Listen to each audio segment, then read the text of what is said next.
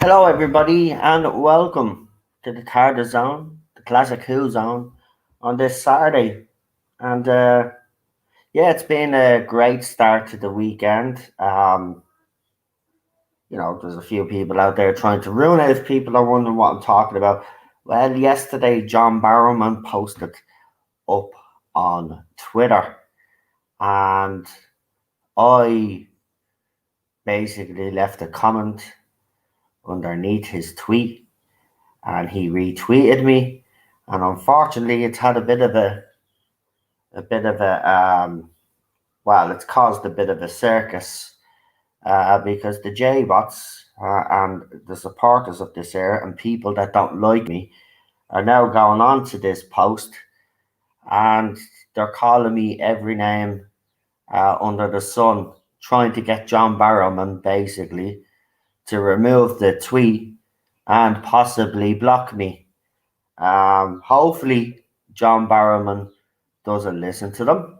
As you all know, I've been a huge supporter of John Barrowman. You all know how I feel about his character, Captain Jack.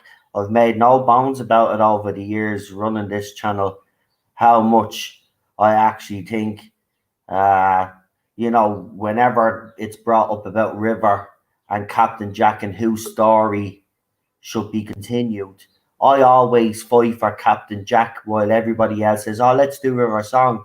But as far as I'm concerned, River Song's story is done. But there's so much more to look into when it comes to Captain Jack. He has a past. We saw brief parts of that during Torchwood.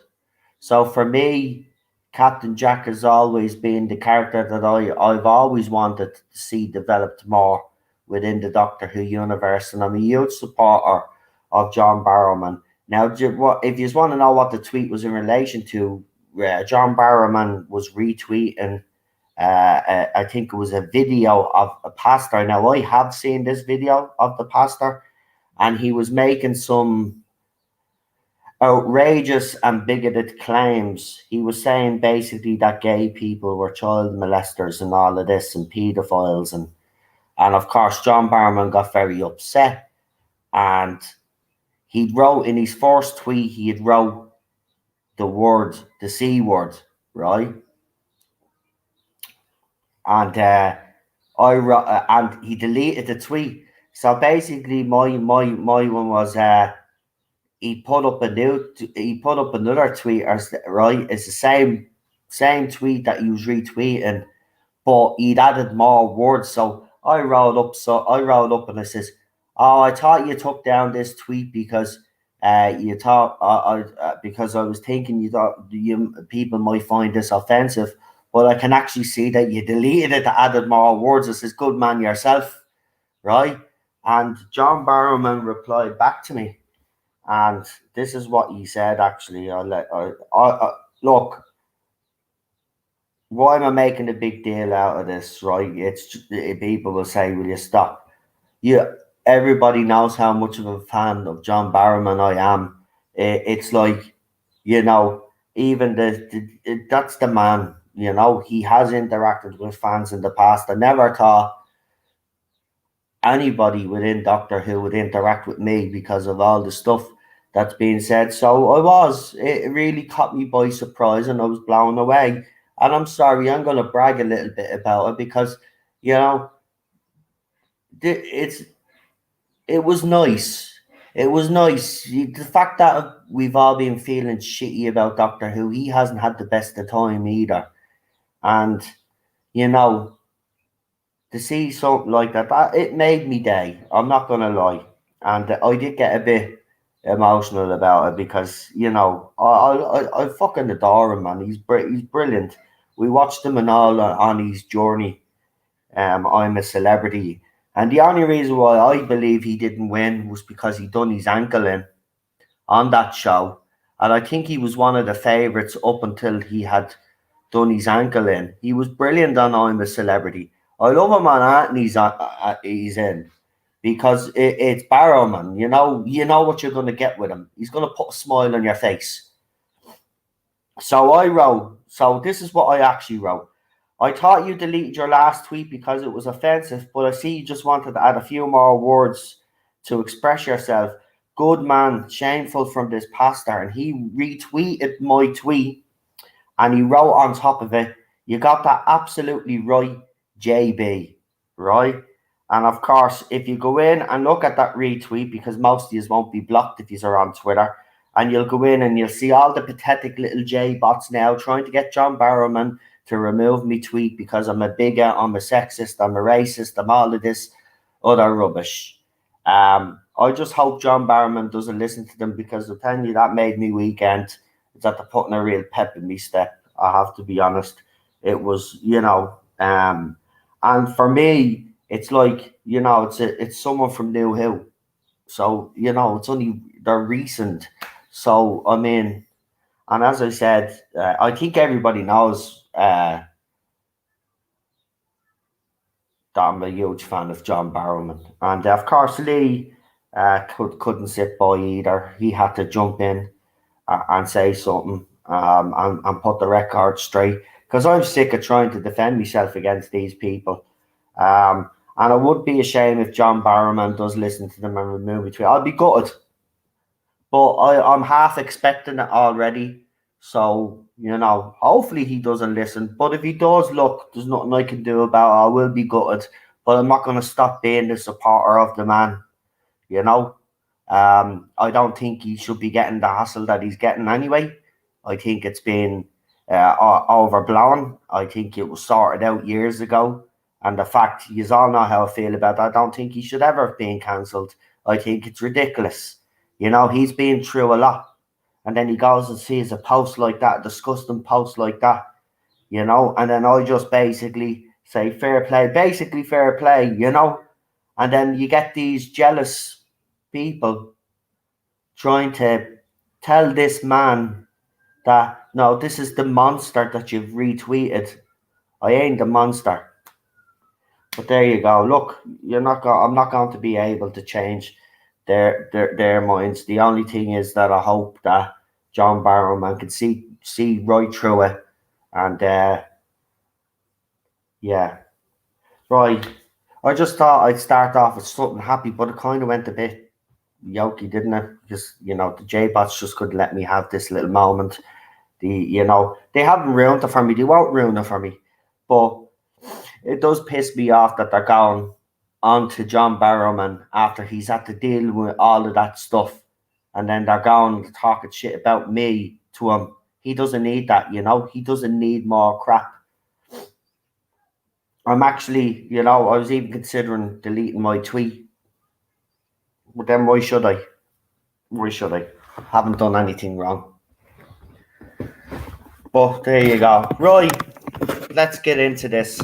I know there are some people in the chat that will be probably keeping an eye on the England match as well because that kicks off at 8 o'clock. So we'll get going. We'll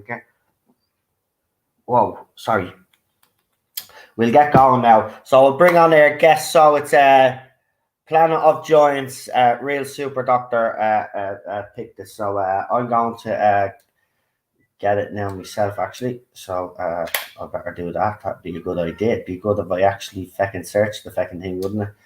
Right, there we go. So I need classic. Where's classic? Where's classic? Where's classic? There you go. So just someone tell me real quick so I can go straight into it because I'm not scrolling all the way down. What season is this story in and what episode? If you can remember. Or just tell me what season. Sorry, just tell me what second season. Is it the fourth season? Second season, third season? I forget. Let me know in the private chat. Thank you. Right, let's bring on our guests anyway while we're waiting. Season 2, the fourth story. Yeah. Sorry, I got a wrench. Yeah, no problem, PD. Go ahead. Enjoy. Sure, it's classic Who anyway. Tell him I said hello. Right, let's bring on our guests. And then we'll get started. So everybody go and find that story. And yeah, right, let's do this. Let's bring on our first guest. We got a bit of royalty with us as we do every Saturday when we do these classic watch-alongs. It's the one and only Her Royal Highness Queen Charlotte. Let's hear what she has to say about our old ancestor statue being pulled down in Canada. Oh yeah, I saw that. Statues now are enemy number one. It's like they're inanimate objects. Like they're so dangerous. By the way, here's something I was telling Lee this. See the statue that you've all seen getting pulled down? That statue was originally in Dublin City outside the government buildings when the Brits were ruling us. And what we did was we didn't tear it down. We handed it back to you. Like we did the decent thing. Like we had every reason to tear it down and do whatever we wanted with it. But we did the right thing. You know, we handed it back. You guys and then were it ended up in Canada, and now it's been. I see that. Oh, I have to say, I was even as an Irishman, I was shocked to see that. I mean, is that where we're going now? Does that mean now in Ireland, right? Because you know our heroes, as we call them, they all have passed that. You know, with the woke age, they'll all be cancelled now because they all did bad crap. Well, what I think honestly is like British history has been under attack since last year, and they're just going through all the big parts of it. So it was politicians, it was like Churchill, and now it's our royal family. That's the next big thing of our history. They all want to tear down. Well, and I've noticed this. I think it's sad and ridiculous. You know, if a country. Listen, if a country wants to move on and they don't want to remember, you know, that they were under British rule, that's fine. That's great. Why not hand the statue back to the British people instead of fucking tearing it down and vandalising the thing? Well, it make it look good. Yeah, but here's the thing, like, I would understand it a little bit if it was a Commonwealth country, like one of the ones that we actually, if you look at our history, we didn't treat that well. We just sort of used the resources, basically. Canada, unless somebody can correct me, I don't think we were that bad with Canada. So it's like, why are you guys the ones who are now... Yeah, the guy like America, you see, Charlotte, the guy woke even Ballstreck made a comment about a couple of people from Canada were disgusted as well at what they're saying. Look, it's un-Canadian anyway. You know, acting like that wherever you're from, if you act like that in Ireland, it's un-Irish. You don't act like that. If you have a problem, that's not the way to go about it. You know what? I've just know people have just lost common sense. And that's what it is. Common sense has just gone out the window. People need to take a step back. You know, it's a fucking statue. Get over your fucking self. Next will be book burning. You know, Lee put up a picture. He's right. It'll be book burning. Be toppling statues, book burning. Then we'll be all fucking put into re-education camps, the whole lot. I'm telling you, man, we're heading back. We're heading back. See the early 1940s. We're heading back there. And the people can laugh at me. Yeah, we are. That's where we're going. I've got a cat. Right. Well, listen, what we'll do is, while the cat is annoying you, we'll bring the rest of the lads on, because we got the two lads waiting. Come on, you're being a diva. Show them there all she your is. face. Hello, there she is. Hello. There she is. She's being a diva. She wants to sit on my lap. What's her name? Beauty. She wants to sit on the lap, so you might see a bit of her in shot. Ted was sitting on the computer this morning when I was... Cheryl actually started watching Star Trek Voyager with me. She watched the first 3 episodes. She actually enjoyed it. So... Star Trek Voyager, because I'm a huge fan of Voyager, and I know it's not the greatest Trek franchise, but I've have a soft spot for that, and we're watching it now, and she's actually enjoying it so far, so that's great. Oh, by the way, just to remind you before we do one, I'm a bit clogged up tomorrow, so this is what's supposed to be happening, right? So it's Independence Day tomorrow. So Cheryl suggested that we do Independence Day, right? But tomorrow is New Who, but I've also fucking planned an interview with someone.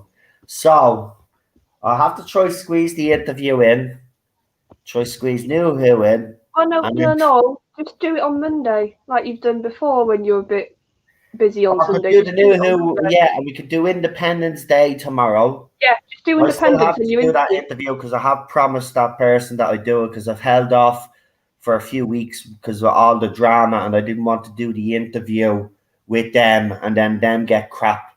So I've left it for a couple of weeks. So I have to do. I did promise I'd do it. They're American, Yeah. so I did promise I'd do it on Independence Day.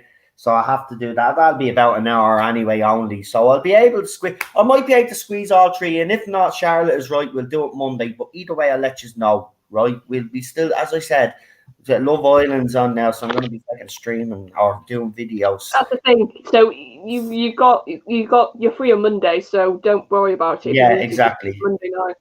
Right, let's bring them on. Who did I say? Oh yeah, we got another queen on the show, but we like this one. And I'm only messing. We love both queens. Oh no, I don't know where I was going with that one. Let's start again. We got another queen on the show, just as popular as the other as the queen that we had on. But no, but all joking aside, I just want to say yet again, the first person to have me back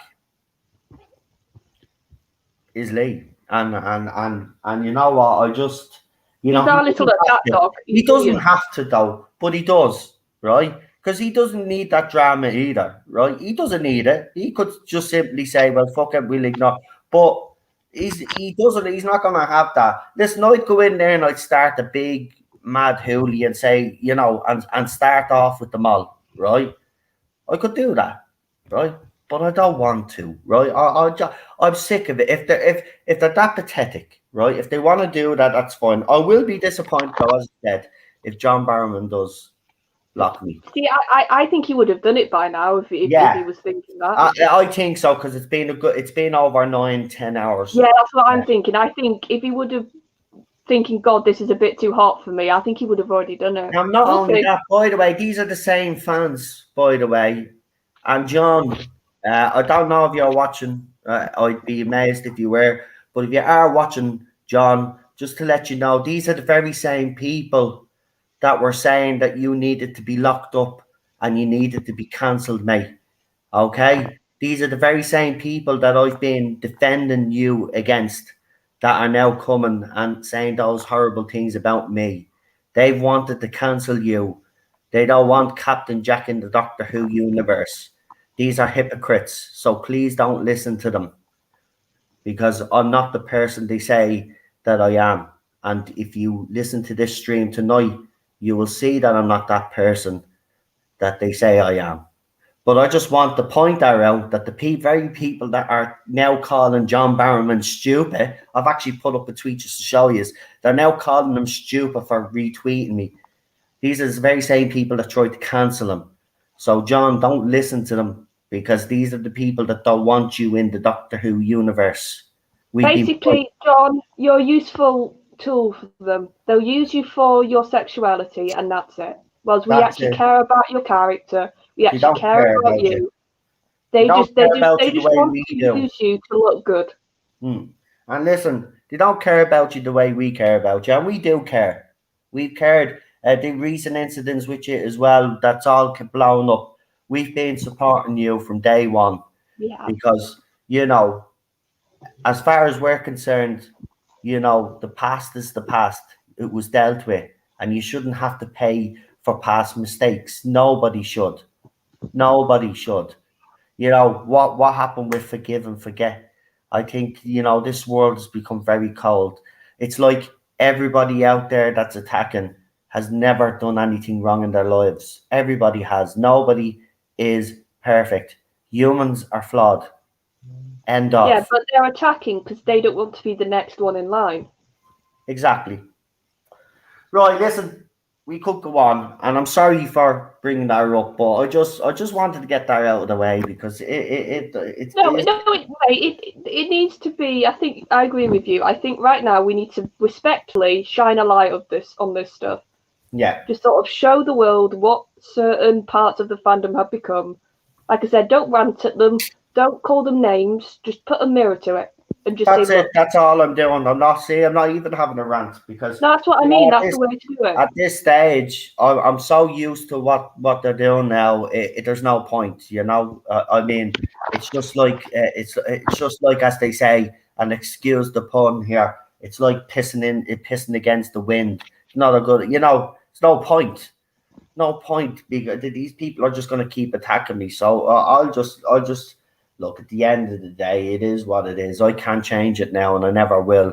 But that did make me weekend. I just hope he has the smarts not to listen to them, because if it's recent, what's happened to him recently, John's up. And I've said this before about Barrowman. I'll always remember when Jodie was announced, and he was the most lovely with fans, basically saying, "I understand this is a massive change.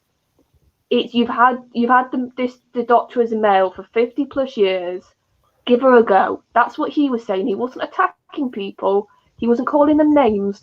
He was the most open, lovely person connected to Who at the time of Jodie's announcement. I know he was. He'll always have my respect for that. I know. No, you're right.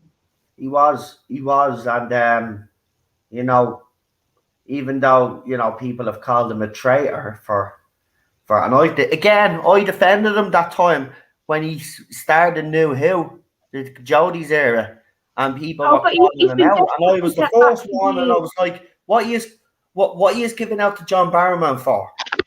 Of course he's going to come back if he's offered the role. He loves playing Captain Jack. Have you forgotten that? I just don't get it. He loves Captain Jack. Of course he's going to come back if he's given the opportunity to come back. Sure, Alex Kingston would come back if she was given the chance to come back. They all would. Why? Because they care about the show. They love the show. That's why. Yeah, because it's not a paycheck. And that's the problem. We have some actors right now in the show who just treat it as a job. Yeah. Whereas people like John, people like Alex, other people, they love being in this show. Yeah. And whenever they talk about it, it shines through so brilliantly. Right, I better bring the lads on. Yeah. Why are we waiting? Why are we waiting? Well, you can wait. The cat. Right, that's the way it goes. Where's? Hold on. Does I have?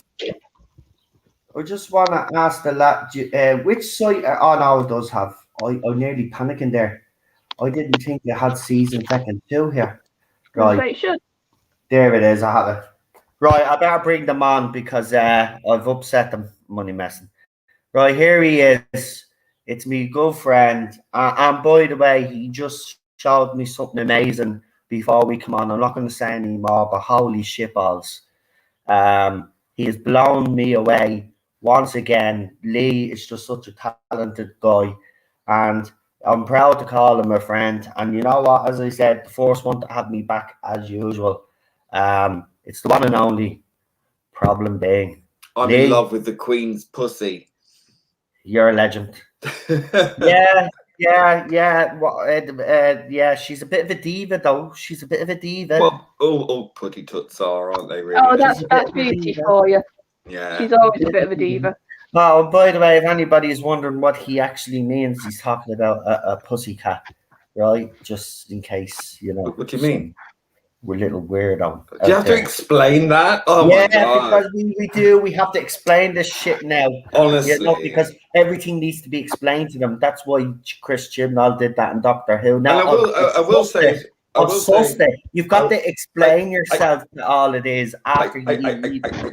I will say, if John Barrowman is listening, all this nonsense about Noel being anti-LGBT, darling. Not true at all. I mean, that would be just ludicrous. Yeah. Utter nonsense. As I said, I think he has, a bit of cop on than most people out there. So I'm pretty sure he'll see it for what it is. I'm hoping he does because, it was nice. You seen how I reacted. I was texting everybody to tell everybody. I don't care.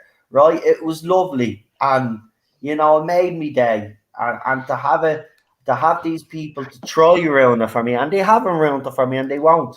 But to have them to try ruin this little moment for me, no, you ain't. Do you know what it shows me? Actually, I've seen some of the tweets, right, and all I'll say is you've come across as very jealous, and that's all it is, because you've been on Twitter for that long, and you have never been retweeted by Barrowman or anybody like that, and you are jealous because he retweeted me, and that's just the bottom line.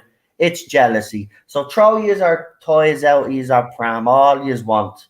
Yeah? Yous aren't going to ruin the good feel factor that I have right now. I feel great. Brilliant it is. I've supported, I love Captain Jack, love John Barrowman, love Anthony does, and the fact that he retweeted me has made my weekend. And yeah, nobody's taken that away from me. So thank you is all. Thank you. Right, let's bring on real Super Doctor. Or he got rid of the real. He's just Super Doctor now. Well, here he is. And he's no less unreal. Here he is. How are you? Not bad. How are you? Oh, well, as you can tell, I'm yeah, I've been listening to it. It's just the same people that drove Peter Davison off Twitter. Yeah, you know, it's ridiculous. They're just look. They were going. He's a bigot. You couldn't have quoted the worst person, a bigot, and I'm like, I'm looking at all of this, and I'm like, by definition, that is bigoted. You know, to and just then someone wrote, like I'm curious, what has this bloke done? So I decided, right, I seen the thread, right, so I just decided in that one, I'd just go in and I'd say something. I say, this is what I've done. I have a different opinion. I don't like the current era of Doctor Who, and I don't like Jodie Whittaker's Doctor. I says, isn't it sad and pathetic? And that's where I left it, right? That's it. That's all I said. I'm not even engaging with those. But there are some people that are talking shit about me, haven't got the balls to tag me. Listen, if you're going to talk about me, right, at least have the guts to tag me, right? And then I'll actually listen to what you have to say. You know, they're acting as possessive gatekeepers. It's like, oh, you can't talk to that person. This person is bad. That person, you can talk to that person, but not this person. Who the fuck are they? Yeah. Leave it out. You know, like, look, you may not like it, but look, John Barrowman's got much better things to do than worry about what fan is pissing their pants at the moment over what. You know, it's irrelevant, and good on him. Like, just treat people as normal, regular bloody people. And it's really rather sad that people have to stoop so low as to act as arbitrators. So here's a comment, for example. So does he like Jodie? What is it any business of yours whether I like Jodie or not? Right, here's the deal, right? I'll tell you now what the story is with Jodie Whittaker. Do I like her personally? No, I don't, right? I don't like her because when she was cast in the role, she did a video and she made fun of fans.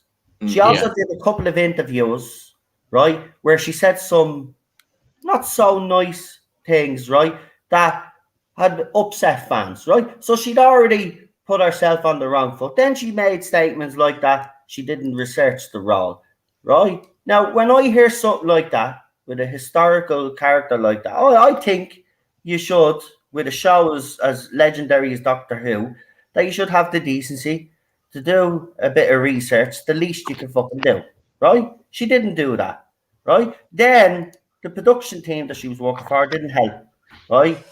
We had Piers Wenger coming out slagging Peter Capaldi, saying he wasn't universally loved, right? So all of this added on top of the stuff that she was doing, and then her fans then start attacking any fan that was coming out and criticising the casting.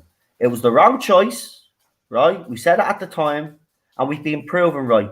The ratings are down. The show is on its last legs. We were proven right.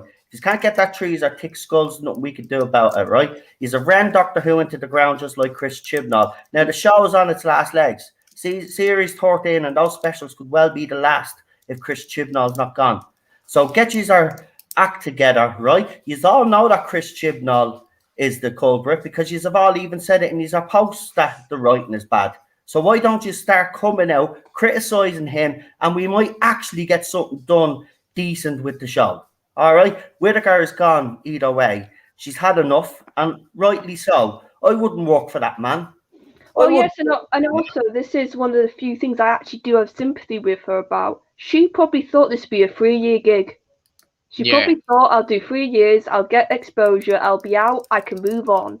It's going to be at least 5 years, her like being on screen as this role. She's probably thinking, God, I didn't think it'd be this long. So yeah. So basically, it's damaging her career as well. Yeah, was the show. And she's probably that's why I actually have sympathy. One of the few times I do, because the way she speaks, I honestly think she thought 3 years and I'll be out. Yeah.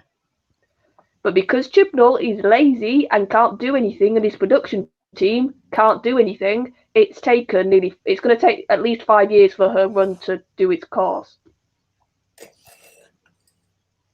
And also, these idiots are the same fans who a couple of days ago told a female fan who some of us chat with on Twitter, and she's been in some of our chats, that she's misogynist. They told a female fan that because she didn't like a female. Yeah, and that was a male feminist. The problem is, right? The problem is this, right? It's not our fault, right? And I want you to listen to this, J-Bots or Jodie Whittaker fans, wherever you want to call yourselves, Jodie stands. Listen, it's not our fault that Chris Chibnall cast someone that most of the fandom don't like.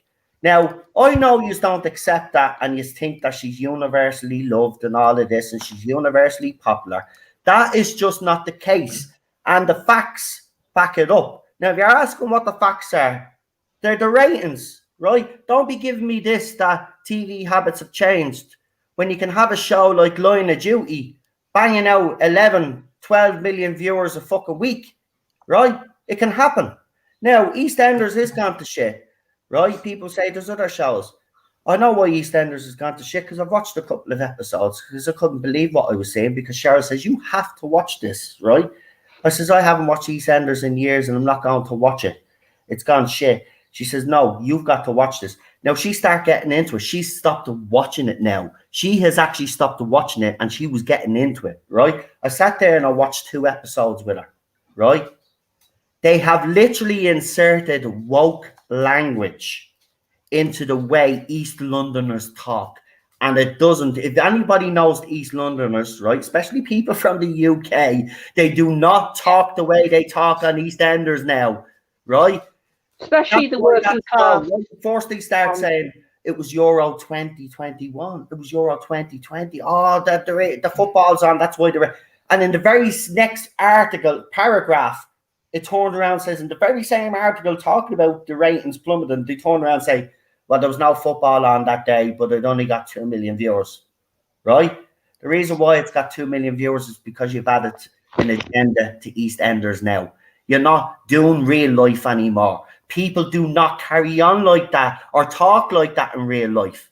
You do not understand. That is not your public. That's not your public. It's a small minority on social media. And that's all they are. Their voices are on social media. And then they get on social media and then they get into the media then. Right? But they're not the majority of fans. The majority of Doctor Who fans have already made their decision about this current era. It went from 11 million viewers to what it is now. And what is it now? Nearly 4. So that's over 6 million. I mean, how many more million viewers does it need to lose? The Doctor Who magazine I recently showed you, that is in dire straits. That's 1 bad month away from cancellation. Right? We heard about Funko Pop not doing any more Doctor Who stuff. Right? That's unheard of. Funko Pop do everything. Right? Yeah, and a big thing is, and even some of the other side noticed this, if Jodie's so popular, then why is she not in the annual? And that should be the biggest telling. Do you know what, though? BBC could have been clever there, and I said it in the video, right? Do you know what BBC could have been clever, right? Do you know what they could have done? They could have disguised the fact that Jodie was a bit of a failure by putting all the doctors, made a big thing that, we put all the doctors, including Jodie's, on it, right? Yeah. But they didn't, right? Mm-hmm. And that's very telling. So fans need proof that she's gone, right? That is your proof right there. You don't need BBC to make no announcement now. That is the biggest. That has never happened. And for that to happen, right, And it's not because they wanted to try something new, or she's in every other page. Who gives a shit? She's not on the main cover where she should be. And that's telling. She's gone. Whether it's after Series 13 or 2 specials, and it doesn't matter if they go into 2022. These are all saying, oh, Doctor Who fans were wrong when they said Jodie Whittaker was leaving. She's still leaving. It doesn't matter whether they delay it. It doesn't matter whether they delay it. They can delay it all they want, right? The fact of the matter is she is gone. She's gone. So get over it, accept it, mourn your doctor like we all mourn our doctors, right? And move on, because the rest of us will move on. And hopefully the show will be able to move on from this disaster once Chibnall is gone as well, because he's the biggest problem. But I'm going to shut up now because I'm on a bit of an emotional high, but I'm emotional over the whole fucking everything that what's going on, because it didn't need, Doctor Who didn't need to end up in the state that it ended up. And that's what upsets me and fucking annoys me more than that else. It didn't need to get here. It didn't. If the right decisions had been made from day fucking one, we wouldn't be here. Jodie Whittaker was the wrong choice. Get over it. It's the bottom line. She's over her head, right? I'm not saying she's not a good actress. She's good in what she does. But Doctor Who, I'm sorry, is a different level to what she's used to. And unfortunately, it tells. She's trying her best, right? But trying her best is not good enough for this role, unfortunately. And Chris Chibnall might be trying his best, but it's not good enough either. The wrong decisions were made by Piers Wenger and whoever else made the decision to hire him along with Moffat, right? And then he made the mistakes then in the writers that he brought in and the castings that he made. The only casting that he got right, in my opinion, was Bradley Walsh. The only casting that he got right in the whole entire series was fucking Bradley Walsh. Right, and maybe John Bishop might be that one as well. But Emile was the best casting that he put, and it was Bradley Walsh. And he even made him look like a bit of a tick near the end. Yeah. Right, I'm going to shut up now. Right. Does anybody want to add anything before we do move on? No. Right. Well, then that's good, because I've probably said everything that needs to be said anyway. All right. We're here for Planet of Giants. Planet of the Giants. Right. So it's been a good while since I've seen this now. And I don't think we did do this one. So, because we were trying to find one, because we're getting close to nearly doing all the Hartnell stories as well now at this stage. So, we're going to have to think of something to do when we run out of stories. Do we do them again, repeat them, or do we just skip that Doctor and just go on to the next one? We'll decide as a group anyway, yeah? We won't make the decision on the own. Right. Is everybody in the chat ready for this story? And if so, please press 1. I know the panel will be ready. They've been ready for ages, actually. I just kept talking. But now, look, I do still believe, right, that there is a chance to save this show if Chibnall goes. If he doesn't, then New Who, the 18-year run, whatever you want to call it, how many years it is now, is done. It's done. And you know what? It'll be sad. But, you know, maybe if it did go on and come back in 5-6 years' time, all of this nonsense might blow over. You never know. Or it could be worse, but you never know. It might blow over. And then when it comes back, then those younger fans will be a little bit older. Maybe they'll grow out of Doctor Who and move on to something else. And then we could bring in proper fans. They're not fans. I don't care. They can give out all they want. They're not fans. Fans don't want to change something and destroy it, right? You protect it. And these guys don't want to protect it. They want to destroy everything that we love about Doctor Who. And Chris Chibnall is heading that. He has to go. Right. Is everybody in the chat ready? I don't see any ones. I don't know if it's in the chat as well tonight. So well, there is football on. Yeah, I think we've got footy on. It's a big England match on. There's a big England match on. These are playing in the quarterfinals. of course, if you win it, we won't hear it. We won't fucking hear the end of it because fucking hell, man, Jesus.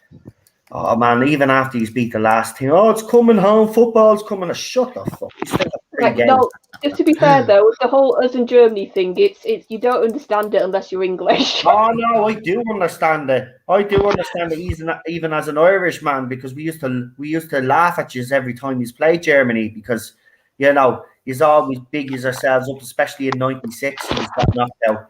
Like that was brilliant. Gareth Southgate missing that penalty. See, as an Irish man, we love things like that. See, it's not the English team really; it's the fans and the media. Too cocky. You can't just sit back and enjoy it and say, right, we'll take it 1 game at a time. He's beat Germany, now all of a sudden you're going to win the whole thing. You still have 2 or 3 teams to fucking beat before you get there, and you might get beaten tonight. So it's not guaranteed. Just because you have the Ukraine doesn't mean, we got the Ukraine, we're going to beat them. It's grand, we're in the semi-final, it's coming home. Ain't coming home. Shit ain't coming home till he's in that final. He's had that trophy in his hands. Then he's can. But you see, I don't want you to win it, and it's not because because I want to begrudges with it. Because if he's win it, right, he's go on about 66 since 60 If he's win this fucking thing, we won't hear the end of it. It'll be like, we won the Euros in 2021. I concur with that for the next 10, 15, 50 years' time, they'll be talking about this English team, how great it is. Oh, look at the Euro winning team. Blah, blah, blah, blah. Nobody gives a shit. They'll be giving them statues and MBEs and OBEs and all of this rubbish. Shut that fuck, you just won a football match. Right. I can see 1-1. But I've got. I can see a load of ones. And Stuart goes 1, LOL. Right. Queen Charlotte. Okay. Knock yourself out. 5, 4, 3, 2, 1, go. Go. At least we only have 3. It is 3 parts, right? There's only 3 parts. Yeah, I was checking. Now, do me a favour, folky wokies. Press that likey button. If you haven't subscribed, though, subscribe. And subscribe to all my panel as well. Daniel's channel, Lee's channel, Super Doctors. And I'll give Alpha Omega a shout there as well. I think he's working, so go. Can I just say, loving the cape? Yeah, I thought that. It's very sort of swashbuckling adventurer, isn't it? We're approaching a planet. We got Craig in the chat. Nice to see you, Craig. 16 people watching. Don't forget to hit that like button. If you haven't subscribed, please do. Because we do have some fun on this channel as well, Yeah, we don't just rant. I always liked this. What, John? I always liked this opening with the TARDIS console and Hartnell at it. I thought it was a very good opening. Yeah, but I've noticed a trope in Hartnell. Like, there's a lot of stories where the TARDIS just has a fit, as I describe it. It's like the TARDIS just decides, right, I don't want to work this episode. Just something will go wrong. When Susan wasn't screamy and she was actually calm and she was doing her sciencey stuff with her grandfather, it worked. But she just kept screaming all that. That's what I kind of hate about some of the older companions. They were just brought in to scream because he had a good scream. Yeah. Yeah, but I think they were thinking that's why you had Barbara. She was the counter to Susan. True. She was the older, like, sort of. I'm trying to think of a good word. Like, she'd get involved. She'd say her mind. She didn't really take fools wisely. I mean, like, the amount of times her and the Doctor butted heads. No materialization noise for that one. No. Oh, I didn't even notice that when I was watching it. Did he just say fornicator? Isn't that where he said the word number? Oh, yeah. It's one of the famous fluff lines. Yeah, he actually said it there. Oh, there's a lovely bit where is it in the second part where he goes to sit down and almost falls over flat on his face. And when Susan and the Doctor have climbed out the drain in the sink, Hartnell says a kind of a rude word or something like that, and I don't know if it's called shift or something like that, but he says something. Yeah, I'll probably is show a you that normal bit. word, but it sounds like Yeah.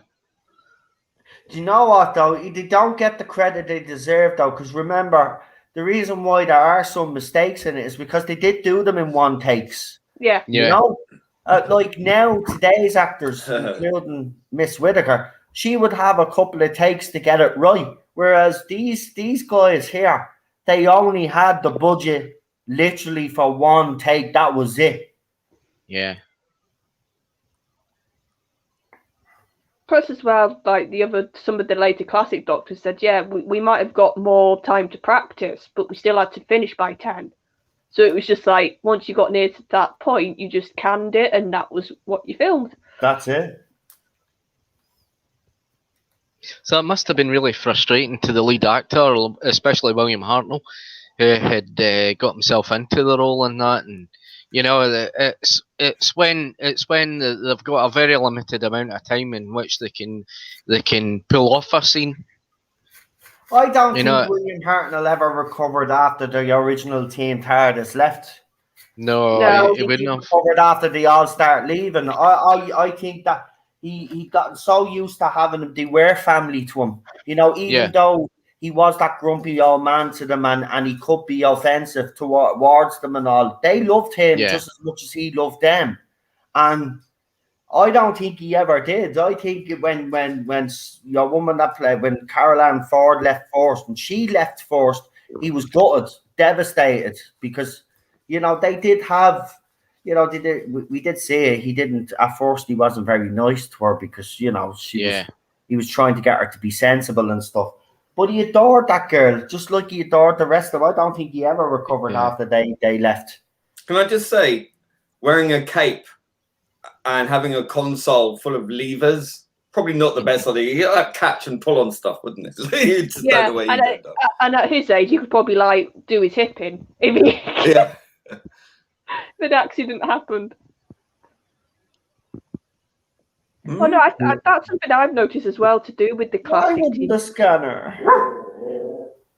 Like they all seem to, like the doctors and their companions.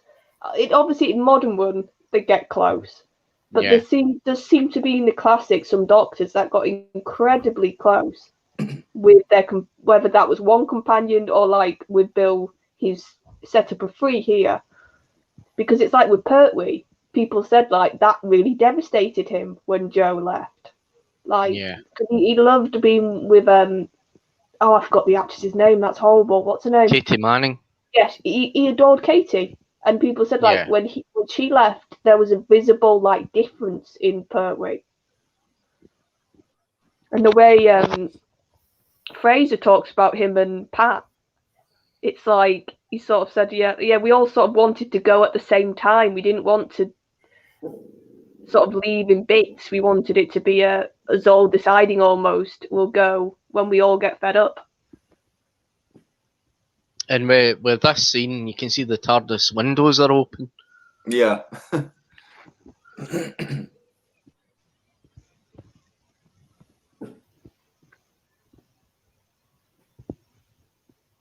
Weird looking fucking snake if I've ever seen one. Looks a bit more like a worm to me. I was going to say it looks more alien. I would just, to me, that looks more alien. That would be the assumption. I think would be more. But you ever see the way a worm has those kind of threads, right? And then it always has a piece where it's playing. If you've ever picked up worms as a little boy, you know what I'm talking about, because I don't think girls play with worms. No. Even though I did when I was little, we did have a massive earthworm in the back garden, which I screamed because I thought it was a snake. I screamed and screamed. Apparently my mum said she just heard me screaming and she came out. Good for the soil. Good for the soil. They're very good for the soil. Oh, my dad said that to me afterwards. But we had like a little like swing set at the back of the garden. Apparently, I was stood on the swing, screaming my head off because I thought there was a snake. Tic-tacs. Giant tic-tacs.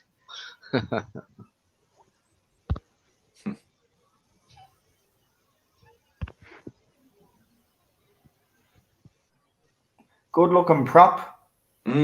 Yeah.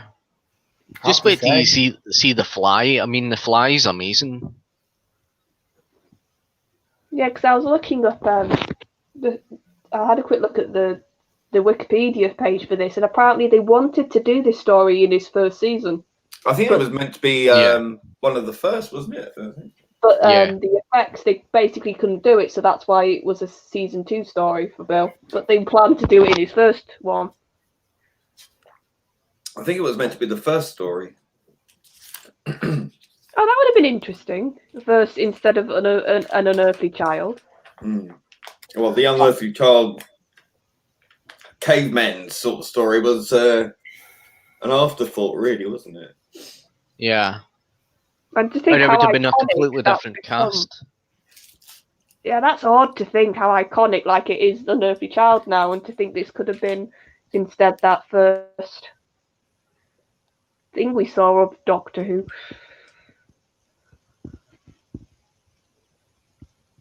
Actually, obviously, you have probably heard the news that Evil of the Daleks. Oh, is the animation looks so much better. It which I'm does. happy It about. does. It looks like they brought it back home to a proper animation team. Sounds like they've listened, yeah. Yeah. I wish they listened for the Fury of the Deep, because I think that is a good story, but I can't watch it because it's too jarring. Every time I've watched it to the end, but I still it's yeah, but a Web of Fear went even worse with that animation for that episode. I agree. Well, maybe because they got like 2 bad animations and the kickback, it made them actually spend some money. But again. think of the classic. Think of it now. Evil of the Daleks means one thing only. Hopefully, classic merch from that story. And very interestingly, Adam, who does Beyond, who does the art, got a response from B&M stores actually. Wow. When he suggested that they do the toys Dalek Emperor for this, and they actually said it was a great idea. They put a GIF up, but like basically saying great idea. And then I wrote, yeah, if you do this, like, you know, I'm telling you now, you'll make basically a ton of cash. And I got a bit cheeky and I just said, if you want to send me a couple of I'll review them. And then Adam then follows in and goes, yeah, I'm from America. If you want to give me one, I'll review them. It was funny. It's been a true they have. I don't collect the figurines or the. But you would for this character. But like, is it true they still haven't released a Jamie one? Yeah, I heard that lately. Yeah, so I think they have. I don't think they have, which boggles my mind. Yeah, that's weird, isn't it? Actually, I released everything else. Do you know who will know? And I should get him back on. We haven't had him on in a good while. Ian O'Brien will know exactly. You know what you should do, Ian? Obviously, you can do what you want. I think you should have like. Do you know how with Eddie you have those like spoiler themed Black Seven? Yeah. You should do that for merch with Ian. Yeah, I was thinking that because he does sometimes go on his own channel and review stuff, you know. But if he came on here, then he could leave the link to his channel. Then I think it benefit him, you know, because I mean, look, he gives an honest opinion. Like, he doesn't like the new era, but he'll take the merch and he'll still review it and be balanced with his review. Like, he won't say, because he doesn't like Jodie Whittaker's Doctor, if the doll is good, he'll say the doll is good. You know what I mean? He'll keep his personal feelings out of it. So, yeah, I think you're right. I think I'll have to talk to Ian. We did talk there last week. Yeah, do like a proper in-depth, like the state of merch chat, or whatever he wants to do. I think it'd be interesting. Yeah. Because we all talk about it, but we don't really know. But you can tell he has people who tells him things. Mm.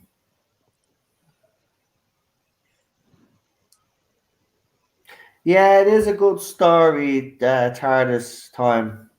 I prefer this over Mysterious Planet. If you think about it, you know, if you were a kid of that era, you know, when Susan foresees the spider, that would, as a kid back then, that would terrify you. I'd say it Yeah. probably terrified the kids, and maybe that's why they're trying to get rid of Classic Who. It's probably too terrifying for today's kids. They can't handle it. You know, because the mollycoddled kids now, you know, you don't want kids to grow up properly. I remember that the Macro Terror had footage in Australia, and it was found, and they had to censor it because it was too scary. Yeah, but that's interesting because like so much of the focus right now is on Troughton when it comes to animations, and his era properly at times was quite scary.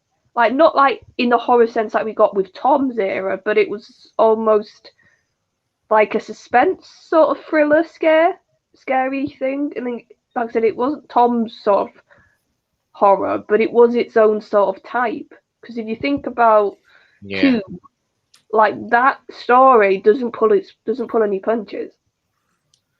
It was not until the kind of late Troughton era that Mary Whitehouse, Mrs. Mary Whitehouse, get into Doctor Who because it was quite upsetting to her, and a lot of things in Doctor Who were quite upsetting to her. Yeah, well, she can go and kiss my behind because, like, you know, what would she know? Yeah. See, when you get people like that, whether it's a woman or a man, moaning about, you know, just coming out and giving out about something for no reason other than to just moan about it. Like, even everything that she put across, all her points of view could be dismissed. I mean, what does she want? Like, right, listen, if you don't want your kids to watch Doctor Who like today, I say, well, don't let your kids watch Doctor Who. It's as simple as fucking that. You're the adult, you know? Don't ruin it for everybody else. It's like I play Fortnite, right? And you have parents over here and they're like, oh, ban Fortnite.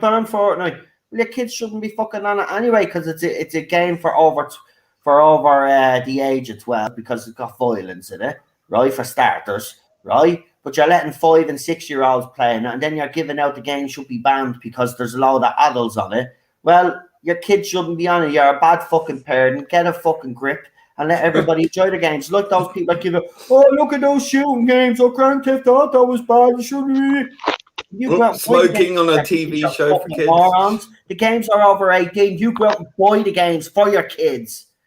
Look, smoking. Oh, you're not allowed to do that on TV anymore. Oh, considering what happens next, smoking's nothing. This is very well done. To match, you saw that my cat.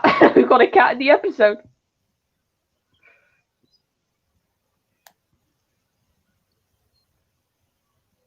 See what though, Ian should get way more injured considering he gets picked up. Is it like he's sort of just like that scene that we saw then of him like holding his shoulder, that's about it.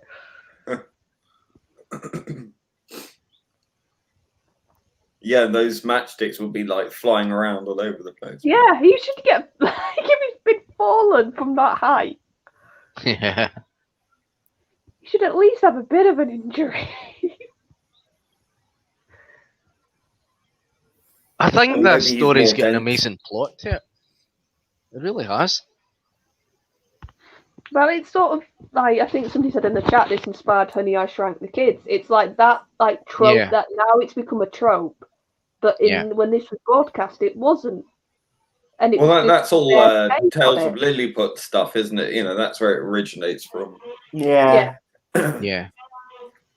And I think there's going to be a remake of Honey, I Shrunk the Kids. God. Yeah, oh God, I'm not. With Rick Moranis. I don't know if it's a remake or it's a kind of another. Well, sequel. I mean, if he's in it, I'll watch it because he's a bit picky. Coming back and he picks his scripts, you know, very carefully. If he thinks the script is good, or maybe he's written the script himself, which will be even better, you know. Oh, like he's a producer.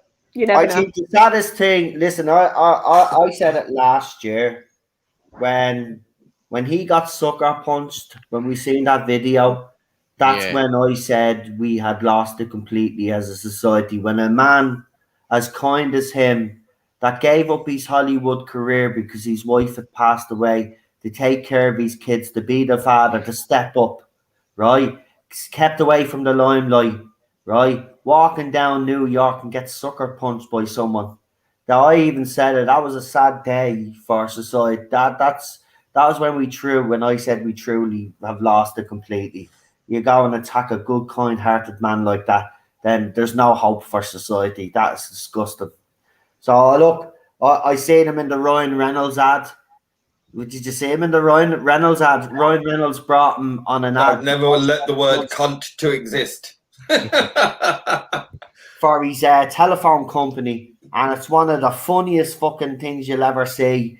But he's making a comeback. His kids are growing up now, so he's making a comeback now. Oh, he was part of the old school of comedy. Yeah, and he deserves a comeback. And I hope it's just as successful as the first one. And maybe that's why he is doing Honey, I Shrunk the Kids, because maybe he thinks if he remakes it, it'll be a way of introducing him to the newer audience, and then hopefully they'll find him as funny as we have. Because I love him. I think he's brilliant in Ghostbusters. Here's a question then. Do you think that he might have had a sneaky cameo in that Ghostbusters movie coming out? And they're keeping it hidden? Oh, apparently he's in it. Apparently he is going to be in it. Yeah, apparently most of the original cast are coming back. Oh, I didn't know he was part of that. I heard like Sigourney and the original Ghostbusters, but I didn't know Rick was going to be in that movie. Apparently they've been speaking to him. Now they've remained tight-lipped, but if he turns up in Ghostbusters Afterlife, that's just the icing on the cake for me. Yeah. I mean, Harold is not going to be there, but if they can bring him back, I'll be happy with that. And Janine, you have to bring Janine back as well, though. Oh, yeah, she's in it as well. Oh, so, if they're bringing home back, more than likely he's coming. Oh, he has to. Because him and Janine have to be still together. Oh, that'd be lovely. Well, actually, there was a rumor that there was a rumor that Janine had married Winston. Ah. Because I heard that from I think it's Al. He's a Ghostbuster YouTuber. It was through the rumors. I think it was a Reddit rumor. Oh, but it's Reddit, so we'll see what happens. No. Listen. I'm going to give Reddit its credit. Just because we've had some ticks in the Doctor Who fandom use it and abuse it to try discredit others. When it comes to rumors on Reddit, normally they're bang on. They're normally bang on when it comes to other franchises. So I wouldn't dismiss Reddit when it comes to Ghostbusters rumors. With Doctor Who rumors, because the supporters of this era have made sure that site is now not reliable. Pretty dark, That's what they wanted. How the fuck did they do that? This is pretty dark. It is, yeah. It's like just have like a massive shot of a dead man. Yeah. And I love Ian's reaction. He's so nonplussed. Wait till they see the cat. Surely he's gonna jump. He's just you think about he's an ant size and a massive human body that's dead behind him. Surely he'd jump. But no, he just sort of is like, oh, I want to show you something. Oh, there's a big giant cat. Oh, pussy cat. Meow. To be fair, my cat probably looked that big in the camera the way she was.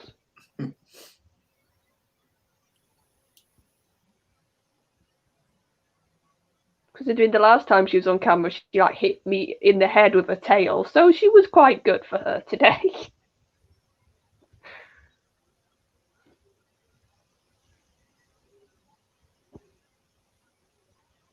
You can see the background is a kind of painting or some kind. Yeah, but it works.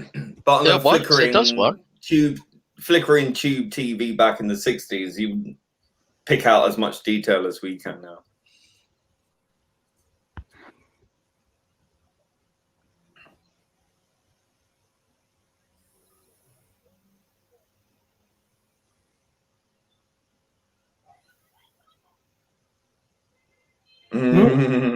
Hello.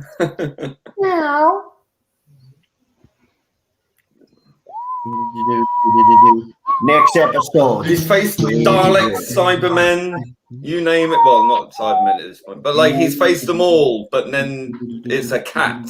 It's a big threat. Nature's predator. The scariest monster in the universe. Oh God, yes. Putty Toots. Produced by Verity Lambert. Never forget that. Can I just say, I really fancy fish and chips today, and they weren't delivering, so I had to order a kebab, and it's going to take forever to be delivered. It's just busy today. I'm just really annoyed about that because I wanted fish and chips yesterday, but they were closed. It said it was open today. I go and order for. Do you want me to make you really jealous, Lee? Don't. Oh man, now that you mention it, I wouldn't mind an old fish and chip. You know, smoked cod and chip now sounds nice, or maybe a ray and chip. What kind of chip fish do you have? See, I can have either. I love ray, yeah. Lee, what do you eat? Cod. What fish? Smoked cod, fresh cod. Well, my fish and chip shop is really good. It's really light, fluffy cod and a really crisp batter. It's lovely. Right. So it's kind of posh then. That's what you're saying. It's not posh. It's just fish and chips. You know, it's just done well. You live in London, don't you? So, no, I don't live in London. You don't live in London anymore. Where are you living now? In Somerset. Somerset. Oh, where the cider comes from. Oh, Somerset. I used to drink that when I was, you know. Yeah. They were the good old days. Getting locked on all Somerset. Right, is everybody ready for part 2? Yep. Mm-hmm. If you are in the chat, please press 1. And we're going to get Charlotte to do the old countdown. It's the final countdown. You can have that for the next episode.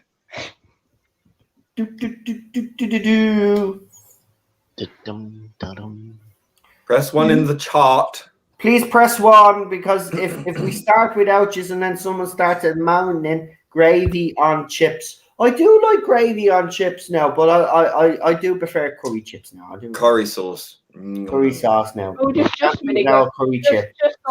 Stop. But we're going to stop talking about food now because, you know, I don't want to talk about food because, you know. My estimated delivery time is between 8:15 and 8:35.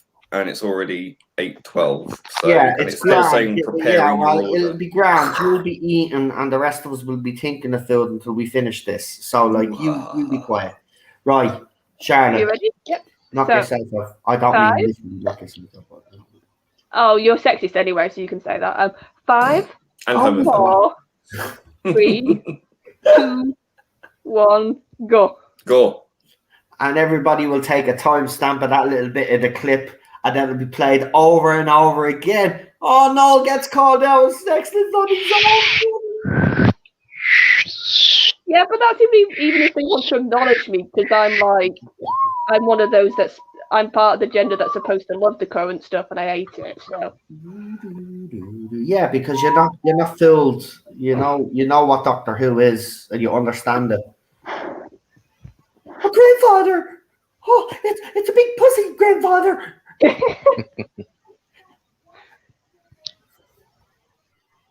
a lovely shot, though. It is a lovely shot of the eyes like that. It's almost a bit like Kubrick. Gave me like Stanley Kubrick vibes. I have to say, Carol Ann Ford, you can really see, like when she first started out, she looked real young, but you can see now, you know, she's gotten a little bit older there. Yeah. Yeah, and I do think for all the flack we give Susan, I think they should have kept the Puddy Toots as a companion. Oh God! Imagine a cat in the TARDIS, though. That's rescued already. It's just going to time cat if you've got a cat. Even though I think they did that in Big Finish. Yeah, it was the 5th Doctor. They technically a companion had a cat, so he had a cat in the TARDIS for a bit. And like now and again, you would just randomly, it would open with him in the TARDIS and him just having a shouting fit at it. Colin Baker would have had one. Oh yes, I can see that. Similar personalities. A robot cat. Yeah, just out of spite. Yeah.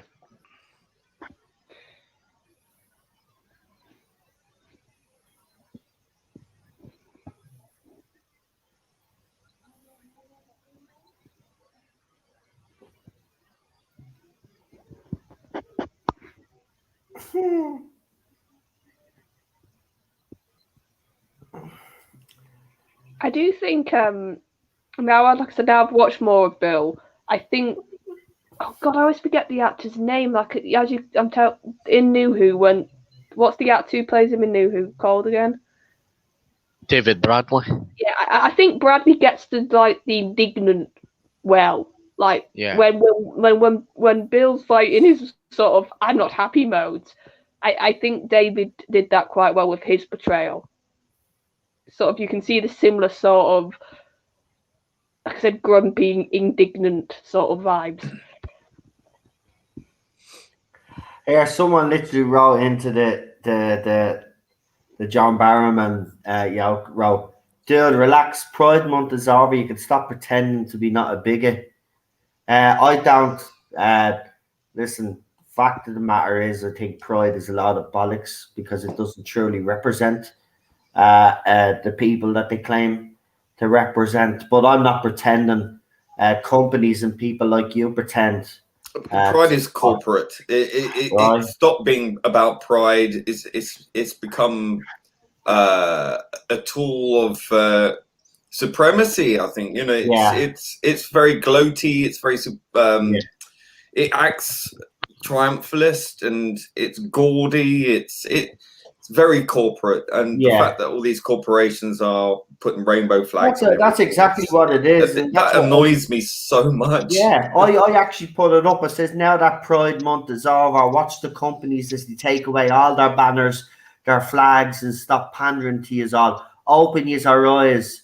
They only use you for basically. I told them they only use you to make money out of you, and that's all it is. Like Christmas, it's all gone commercial now. It's lost what it's supposed to be about, right? Which is supposed to highlight the discrimination or the difficulties that people have in life, but it doesn't. It doesn't do that. It's a lot of bollocks.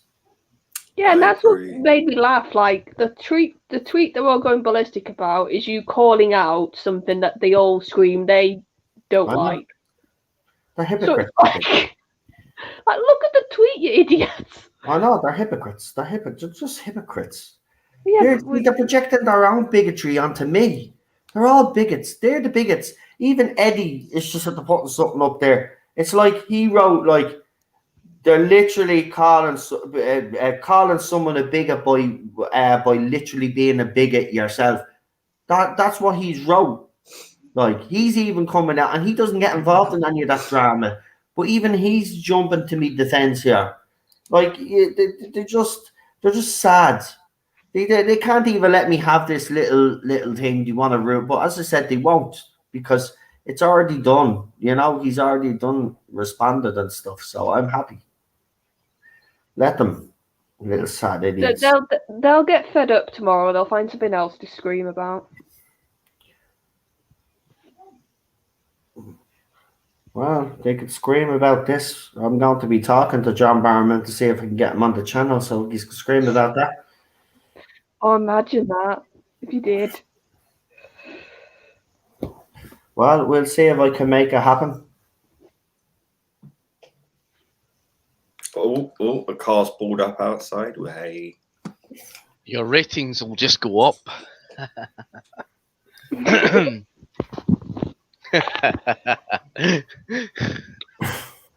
Lee's getting his fish and chips, so he'll be happy boy now. Like, once again, Ian, how are you not more injured?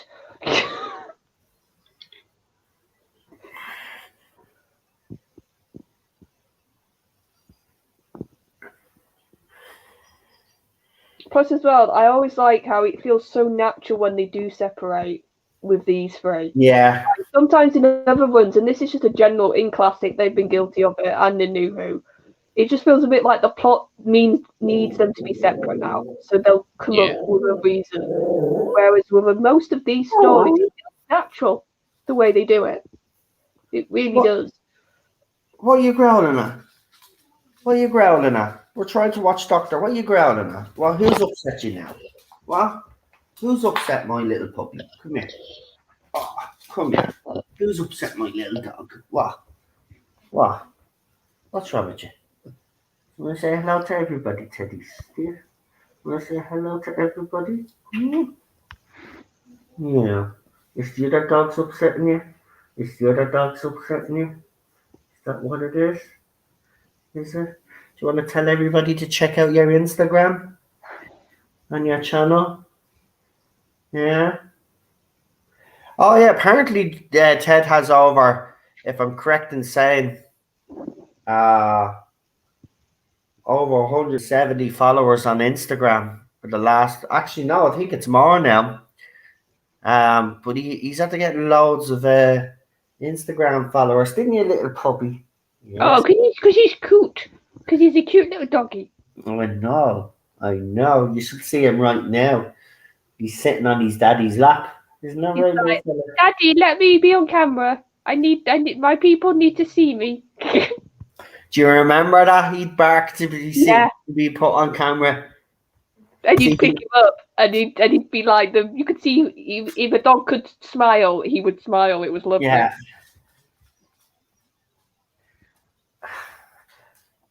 Funny because he knows I think he knows now that the camera is not working because he doesn't bother now.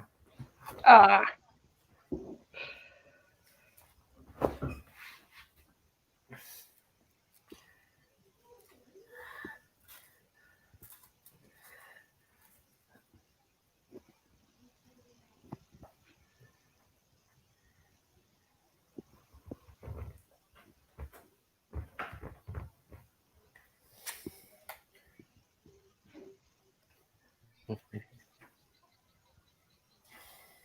See, offering a bit of comfort to Susan. Yeah, well, the doctor always steps up when the doctor is needed. And like it just showed there, like it's not always a big speech.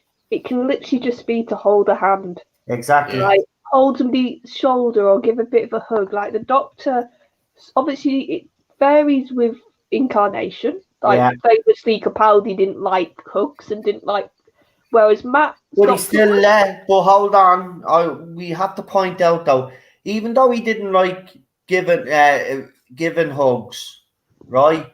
He did actually give Clara, when the right time came along, he allowed Clara to give him a hug. That's the thing. Oh yeah, Capaldi's doctor was when he wanted to and he knew it was needed, he just wouldn't be very sort of. It wasn't like Matt's doctor, really hands on. Always hugged. Yeah. That's my point. It varies and it's always there. It's just more overt or less. Yeah. Sort of. That's it, yeah.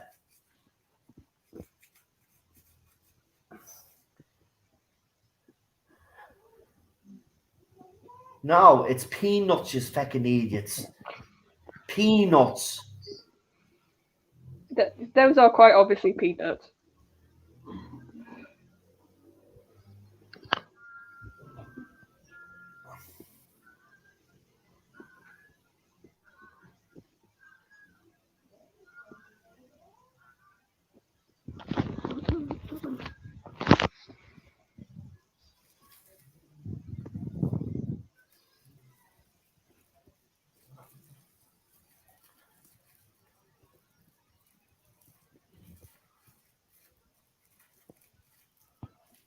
And it's because they've been reduced to the size of an inch. They can still be affected by the insecticide. So it's infected Barbara, but this time, but it hasn't really yet. But the peanuts were coated with insecticide DN6.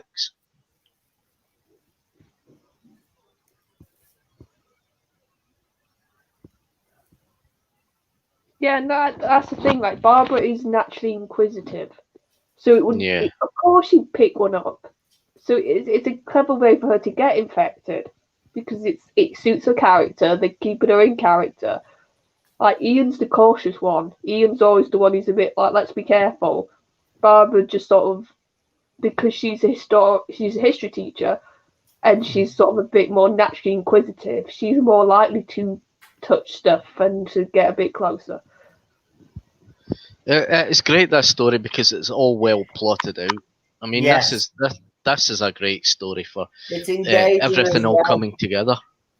and it keeps you engaged. Yeah. The dialogue is great, and of course, you know, without the actors and actresses involved, this just doesn't work. They got the right cast. Listen, this was perfectly cast, even if it was a bit, you know, they didn't really know who to get for the role, but they went with Hartnell. I mean, I'm just amazed that this show was able to survive for as long as it did because of the dedication and hard work. You know, that's why it did. Because of the dedication and hard work of the people that were working behind the scenes and in front of the camera. It's just, this is why. And it's still being watched today. So I know Verity Lambert's not with us anymore, but if she's up there and she's looking down, I'd say she'd be proud of what she achieved, and she should be. She brought a lot of joy into people's lives. Yeah, especially as she was the one who we got told took the gambit on Bill. She was the one who fought for Bill. So Yeah. I think she would, if she saw the affection for that first incarnation that still is there today, I think she'd be very proud that the actor she fought for is still a part of every fan's heart. Although she'd probably be more than appalled to think that someone would think that they could displace him as the first Doctor. Yeah. Yeah, a lot of people have asked that question. Of course, the other side would say that she would be for it because she was a feminist. But what they She don't was realize is, yes, she old was a school, feminist. She was, and she school. was a woman in a man's world back then. But she was the right kind of feminist. She knew she had to work hard. She didn't bitch and moan. She put her head down and she let her work do the talking, and she gained the respect of her peers. Look at that fly. Wow. Oh, having a conversation, you two. Right, come on now. The dog is outside, remember? I know, come here to me. Come here to me. You're all right, buddy. There's only another dog outside. That's all. There's only other puppies outside. And you don't even like other doggies. You like your mommy and daddy. We don't like other humans, and you don't like other doggies. That's why we work. We're three fucked up, strange people.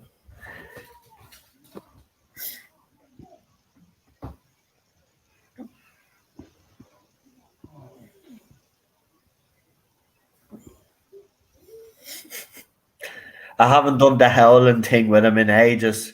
He sounds like an old werewolf when he does He it. does a bit. I don't think I've ever heard mine howl. She barks, Tenzin, but she's never howled. Yeah. I used to do that when he was a little bit younger, when I first got him, because he'd bark anytime he'd hear someone out the window. Even though we're up on a height, he hear anybody walking by, it upsets him. So he'd start barking. So I used to do the howling, and then it'd get to the point where then he'd start copying me, but then he'd get very upset. You'd have to rub him and say, "Yeah, you're all right." But that's how I stop him from barking. I have to howl. It's a bit weird, but he's a weird dog for a weird family, so I suppose, you know. Yeah, I'm gonna put the kettle on, make now a cup of choppy. Grandfather! Grandfather! It's amazing! It's amazing, Grandfather!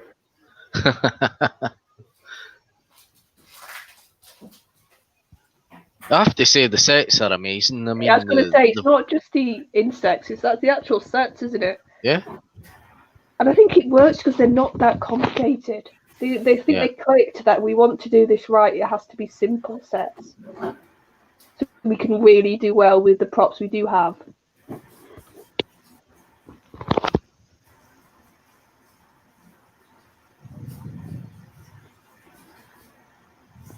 I know, Chris, we like having people in the chat say whatever they want, so carry on.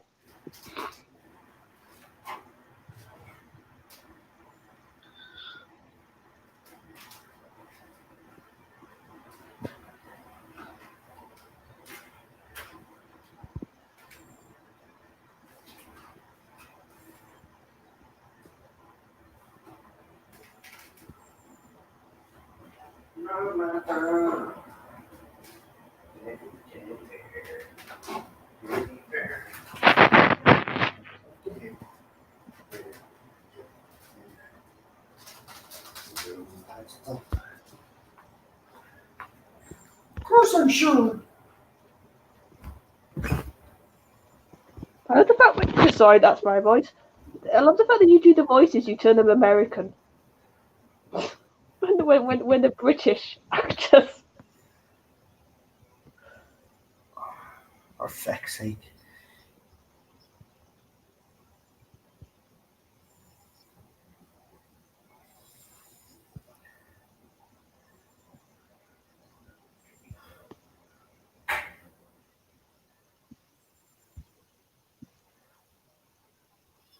Ian, I touched the peanuts that I think are seeds because I was being an idiot.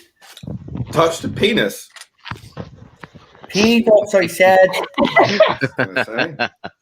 Don't remember that. So have you been on John Barrowman's Twitter again, no? Yeah, it is actually very quiet in the chat today, Chris, but I think it's got to do with the fact, as I said, there's a couple of things going on. You've got the England match, of course. And, you know, there is good weather, you know, so it will affect the summer. Over the summer months, actually, it does be pretty, you know, the weekends is kind of not as busy, but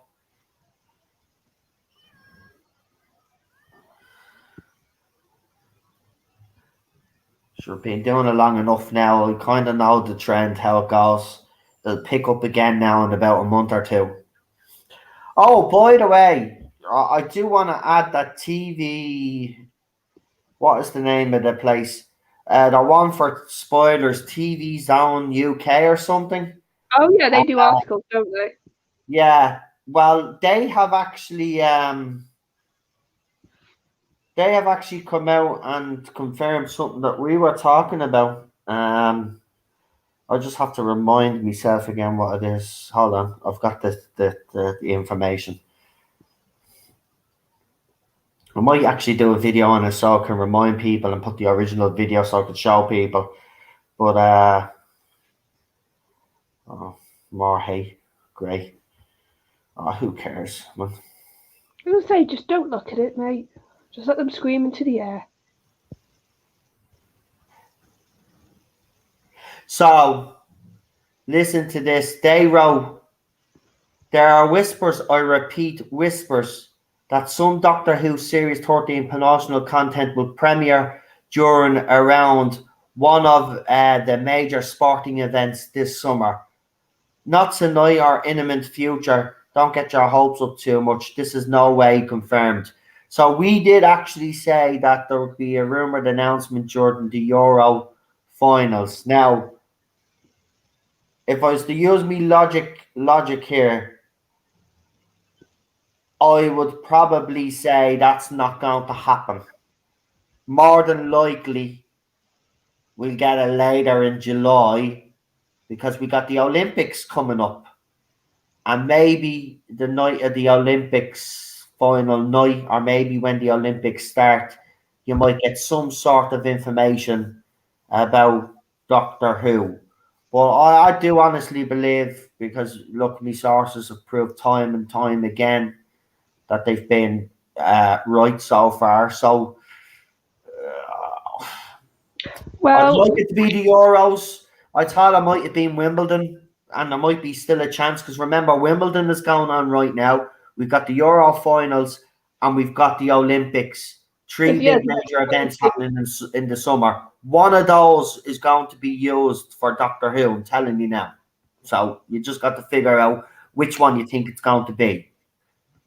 well, but it's like we've said, they've not even started promotion yet, No, no. and they've got a series coming out at the end of this year.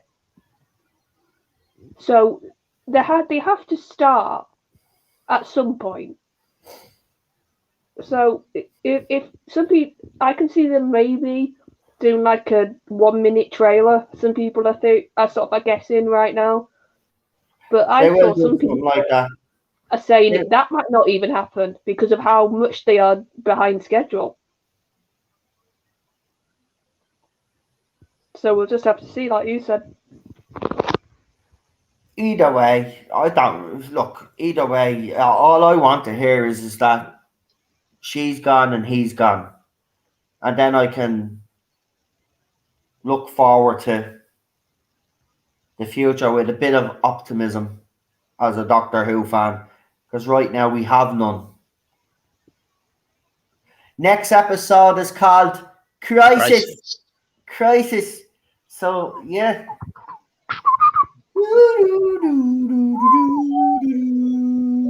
Don't kiss you.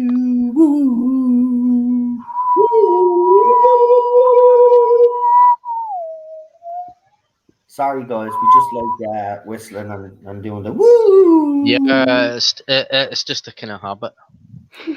Yeah, it's a habit now at this stage. Remember when we'd get promotion for the next series at the end of the previous one? Not anymore. Jack. That's never going to happen again.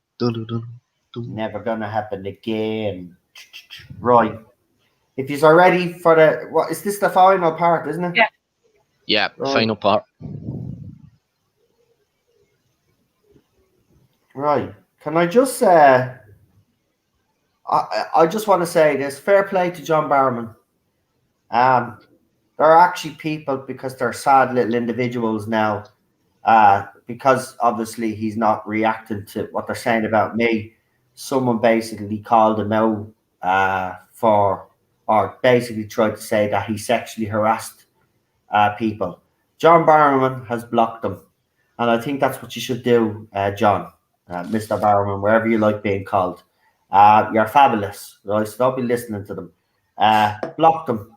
It's the best thing to do because remember, as I said, and I've said this several times over the last couple of weeks when you've been putting posts up, remember, you are loved by a lot of fans within the Doctor Who community, within the Torchwood community, and all the other shows that you've done. Real fans who really do love you and have enjoyed every character that you've played on screen. We're the ones that will always have your back. But seriously, blocking them is the best thing to do. It's so much better. You don't have to answer to anybody. You apologized years ago. You don't need to apologize again. You've done absolutely nothing wrong. He even did, technically. He even said, I am apologising again. Yeah. So you don't. What else can he do? Look, it's a non-issue for me. To some fans out there that follow me, it still is, but to me, it's not. And I think we should. I think you should be allowed to move on, and hopefully you will be. And maybe those projects that did get rid of you, which I think is absolutely disgraceful. Hopefully they'll come to their common senses and let these projects go forward because you deserve it. You've look at you've done nothing wrong. Nobody's come out and said anything horrible against you that you've done these things too. They all said it was a bit laugh. Might have been inappropriate. We've all agreed with that. You've even acknowledged that yourself. But at the end of the day, you apologized and you've apologized again. You don't need to keep apologizing for past mistakes. Everybody makes mistakes. And for these people calling for your head, they're all hypocrites because they've all made mistakes themselves. Right? No human being is perfect. Right? We all have flaws. Every single one of us. There's not one person out there that is perfect. And anybody that claims to be perfect is a fake ass, and that's the end of it because nobody's perfect. Trust me. Because listen, there's no such thing as perfection. End of. So you are loved by these fans, but block them. Best thing to do, and I'm going to highlight that tweet because I want to show, and I would suggest that you continue to block them. It's the only way. I'm at so much more peace now when I block these morons. Lee will tell you he's a lot more peace as well. You just block them. Anybody comes at me, I just block them now. Don't want to be listening to your bullshit. I've heard it all. If you can't come up with new material, don't come and near me. That's what I say. Do you know what? If someone does actually come up with something new, I actually do give it to them. I actually do say, so you come up with something original. Brilliant. I will actually acknowledge it because, but if you're going to call me a biggest sexist, I've heard it all before. Right? So get new material. Screw off. Right. Charlotte. I'm not doing countdown. Out of the park. Everybody is ready. I've already chatted for long enough. Yeah, I'm ready. They're already ready. There's no way they're not all ready. So go for it. So 5, 4, 3, 2, 1, go.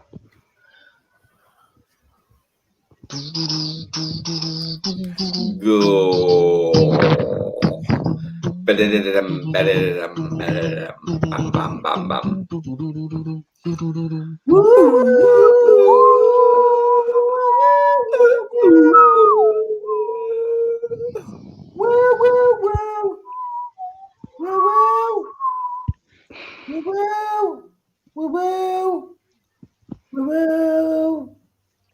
The Doctor and Susan are still in that tap, and he's turned the tap on.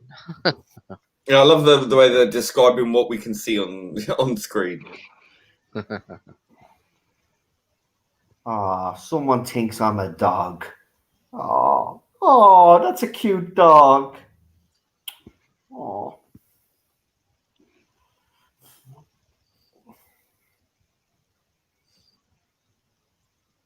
I think Bill just. Nice That is deadly, overlay. isn't it? It's brilliant how they. But see, again, I'm going to say this, right? The imagination. Look at the imagination of these writers and the people behind the production of this show. I mean, let's do a story where the Doctor and his companions are in a world full of giants. And people look at them and say, "Are you crazy?" And then you watch it on screen, and it's absolutely shitballs amazing. Yeah.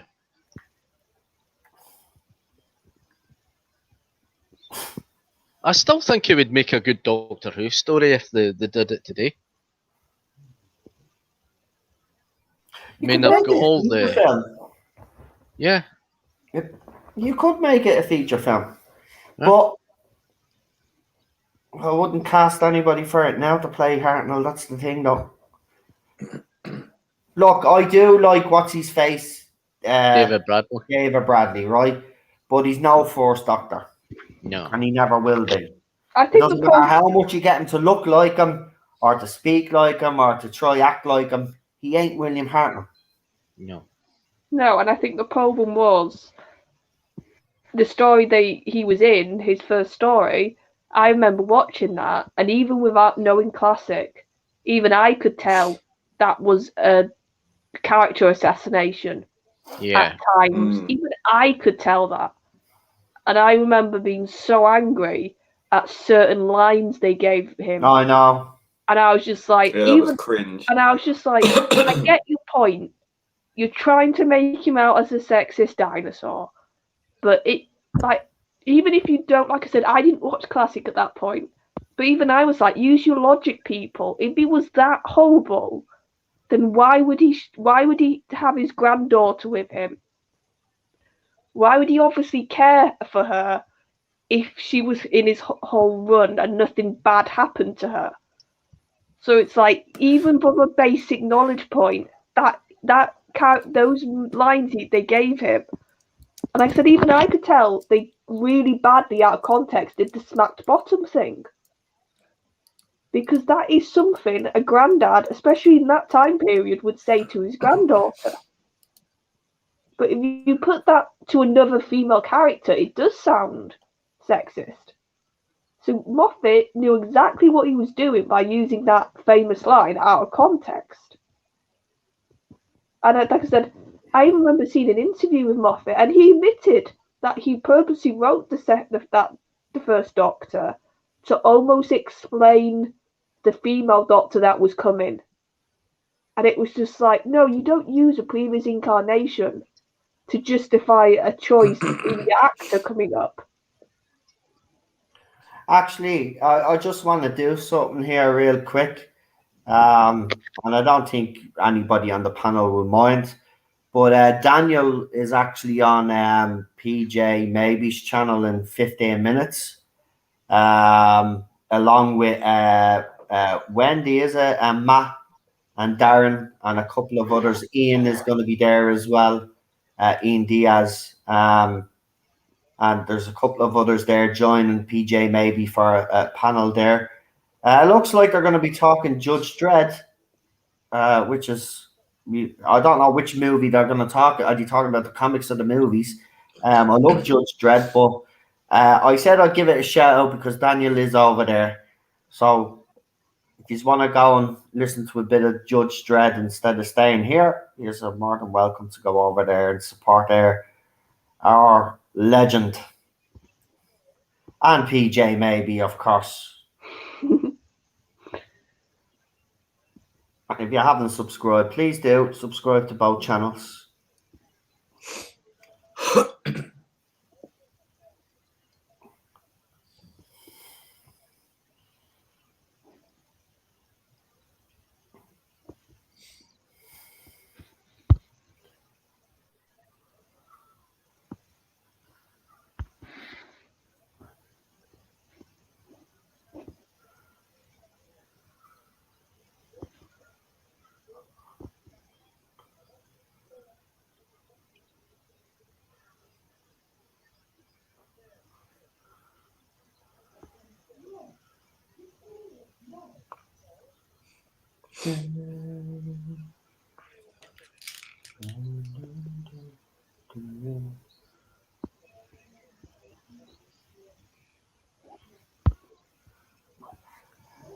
So Daniel put up a poll 4 days ago. Don't know if anybody's aware, but he asked a question. He says, "Quick poll for my channel. Why do you come to my channel?" Right?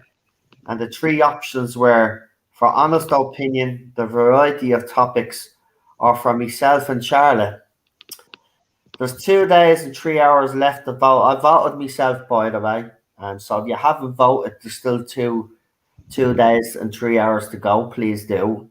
Oh, he didn't. Well, I voted for Daniel and Charlotte because everything else comes from that. And this is the poll. So this is so far the result. So in last place, 11% is the variety of topics, 32% for an honest opinion, but for 57%, and no surprise actually, in fairness, for myself and Charlotte, I've said it numerous times, like a lot of people have on this channel. They make a great team, so I'm glad they've teamed up and they do stuff together on the channel. But yeah, I'm not surprised by that. Daniel and Charlotte should be proud of what they've done on Daniel's channel, or probably both is our channel now at this bleeding stage. But you should be proud of what you have done, because I didn't know he was going to do that, and then I saw it.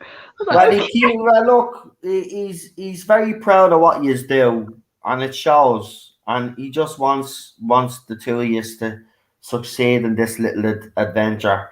And you're knocking it out of the park, So I think he's trying. He's trying to find his channel's way now. I can see that he's trying to see what he wants to. He's desperately trying to find out if people will stay with him, if it's to move away from Doctor Who, because he doesn't want to. Because Daniel, he doesn't want to let anybody down first and foremost. But as I said to him, and I say you've said it to him as well, whatever he does on his channel, make sure whatever he does, he enjoys doing what he does on his channel. Don't do stuff for the sake of doing stuff because you won't enjoy it. So I know the stuff that he's doing right now, he enjoys it.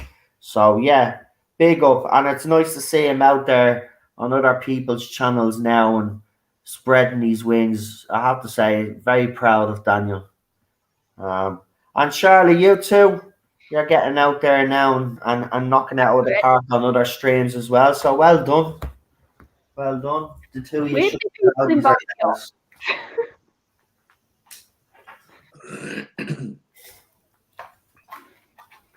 I remember when I first brought Daniel on, and to see him now, it's amazing, his journey. If one thing has ever come good from this channel, it's him. And if I was to leave tomorrow, that'd be the one thing that I'd be most proud of, is encouraging Daniel to get out there and express himself. And by God has he. By God has he. And he's come out of his shell something fierce, I have to say. But I am proud of him. Like, I think everybody is proud of him. Yeah.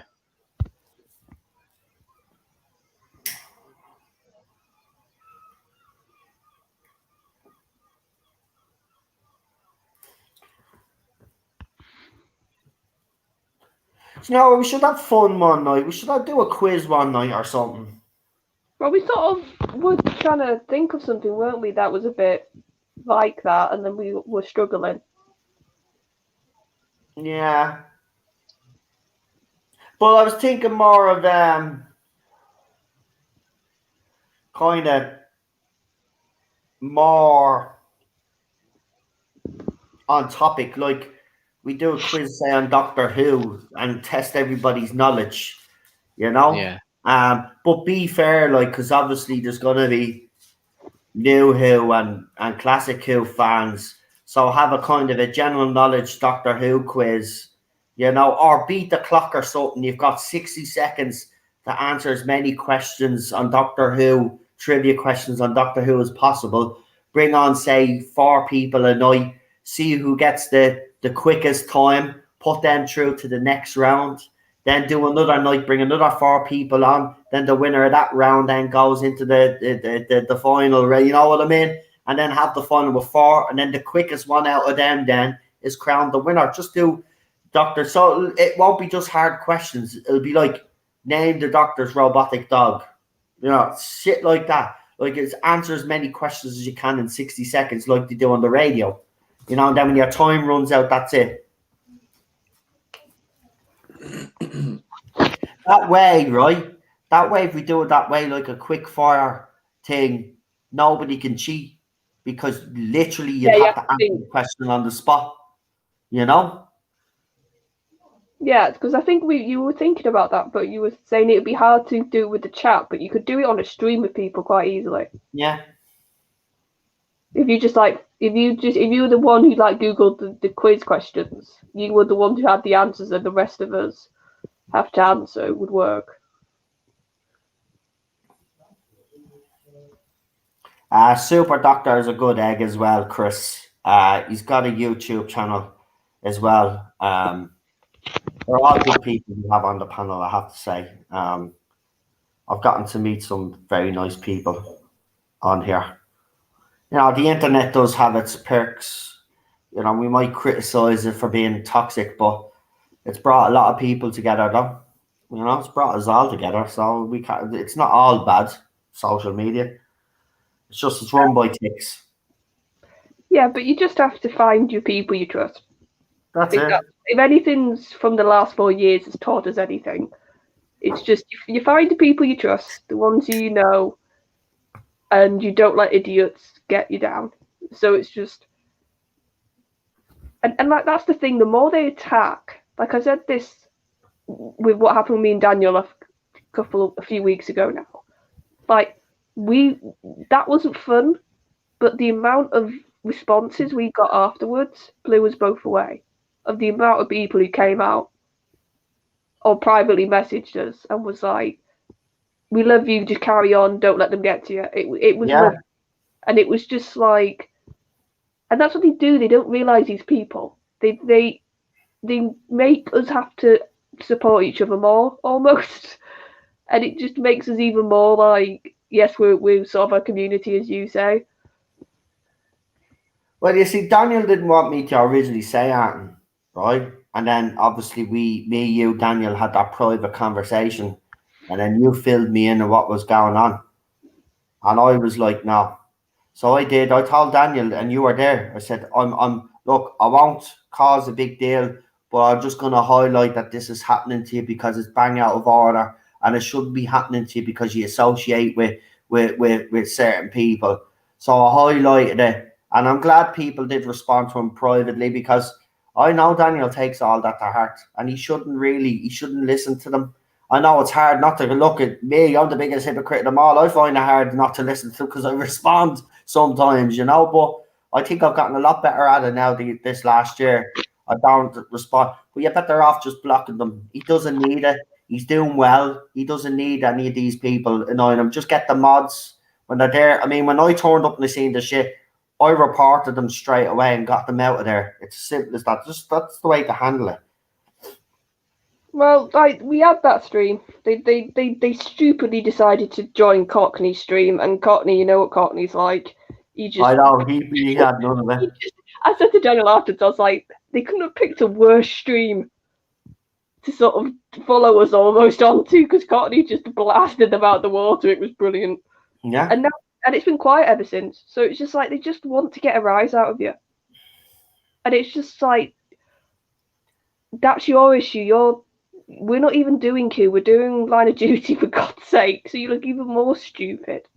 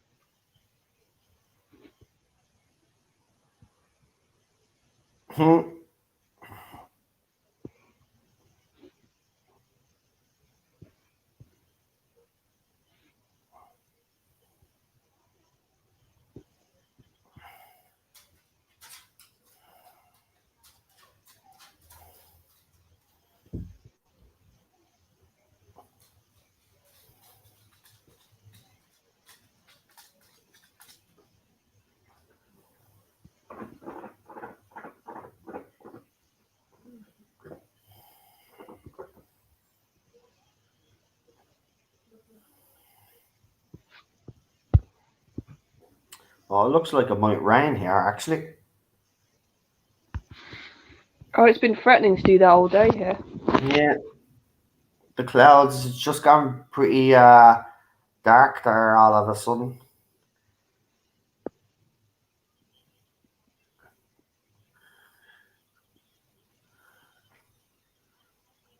To what they all sell like being scared so well in this story as well, all the main actors. Because you've got to think that they, at least nowadays, when actors in who have to react, they've seen CGI, so they know what's going to be there, and they usually get like a marker. But you've got to think in this time period, special effects were there, but they were so primitive that it would all have to be imagination of the mind. All of this stuff. They'd have to just say, like, just imagine you're this small and that you literally could get squashed by the slightest thing.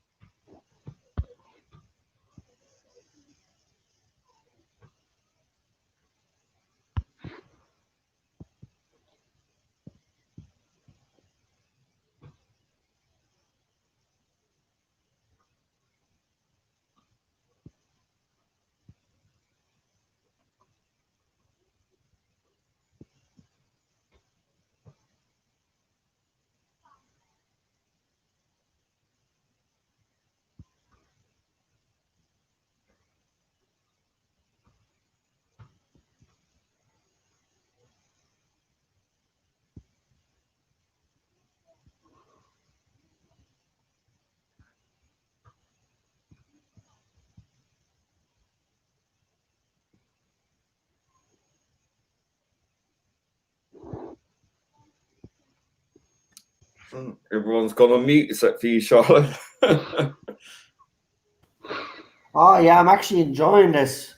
Yeah, it's the climax bit now. It's like it's really engaging. Yeah, this is what's good about the Hartnell era. Well, some of the stories. And somebody said it in the chat. I think this is a perfect, like, 3 parts is just right. I think if they would have tried to stretch this out anymore, it really would have suffered. Yeah. So I do find that with some of Bill's stories, like sometimes I do feel like, did you have to have 6 parts? Like, could you not have done it as a 4-parter? Or like some of them, I do think that 6-parters could be 3-parters.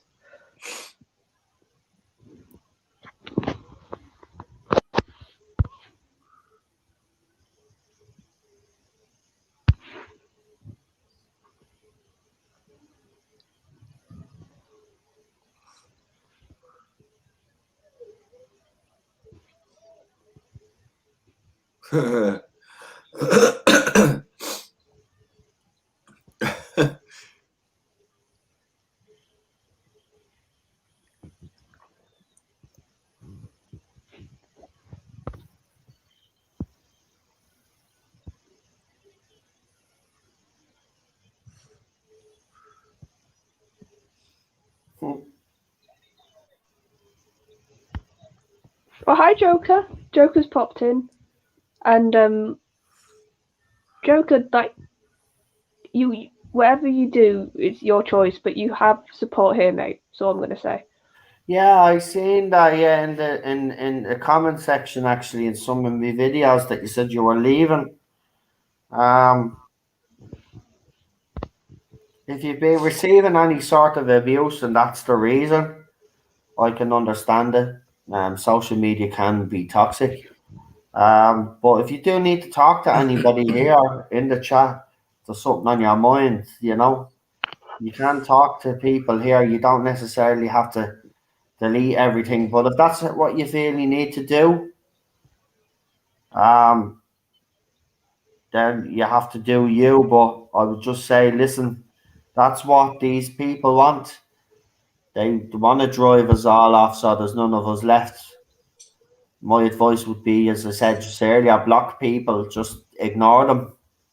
I know it's very hard sometimes. Listen, it's me. I've probably been more guilty of responding than anybody else, but you know me, I don't like being slandered. So I mean, it's a catch-22. You say nothing, rumors keep going. People actually think that about you. Don't start, you know what I mean? You speak up, then you could make it worse. But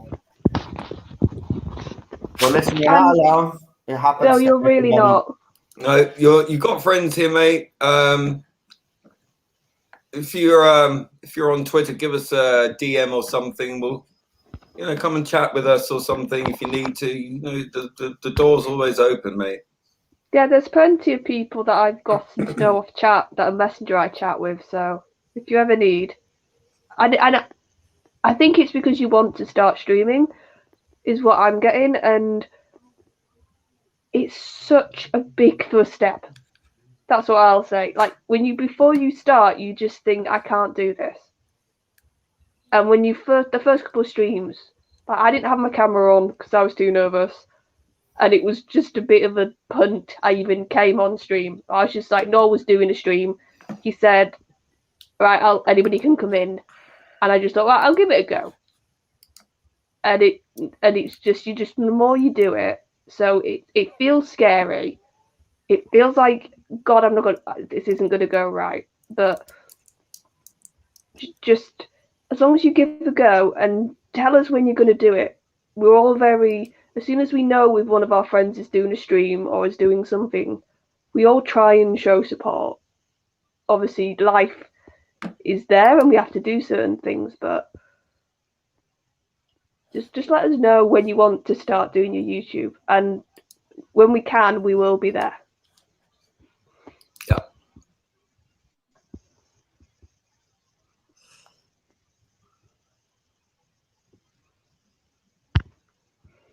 Doctor, it's incredible. It's almost like something Jamie would say.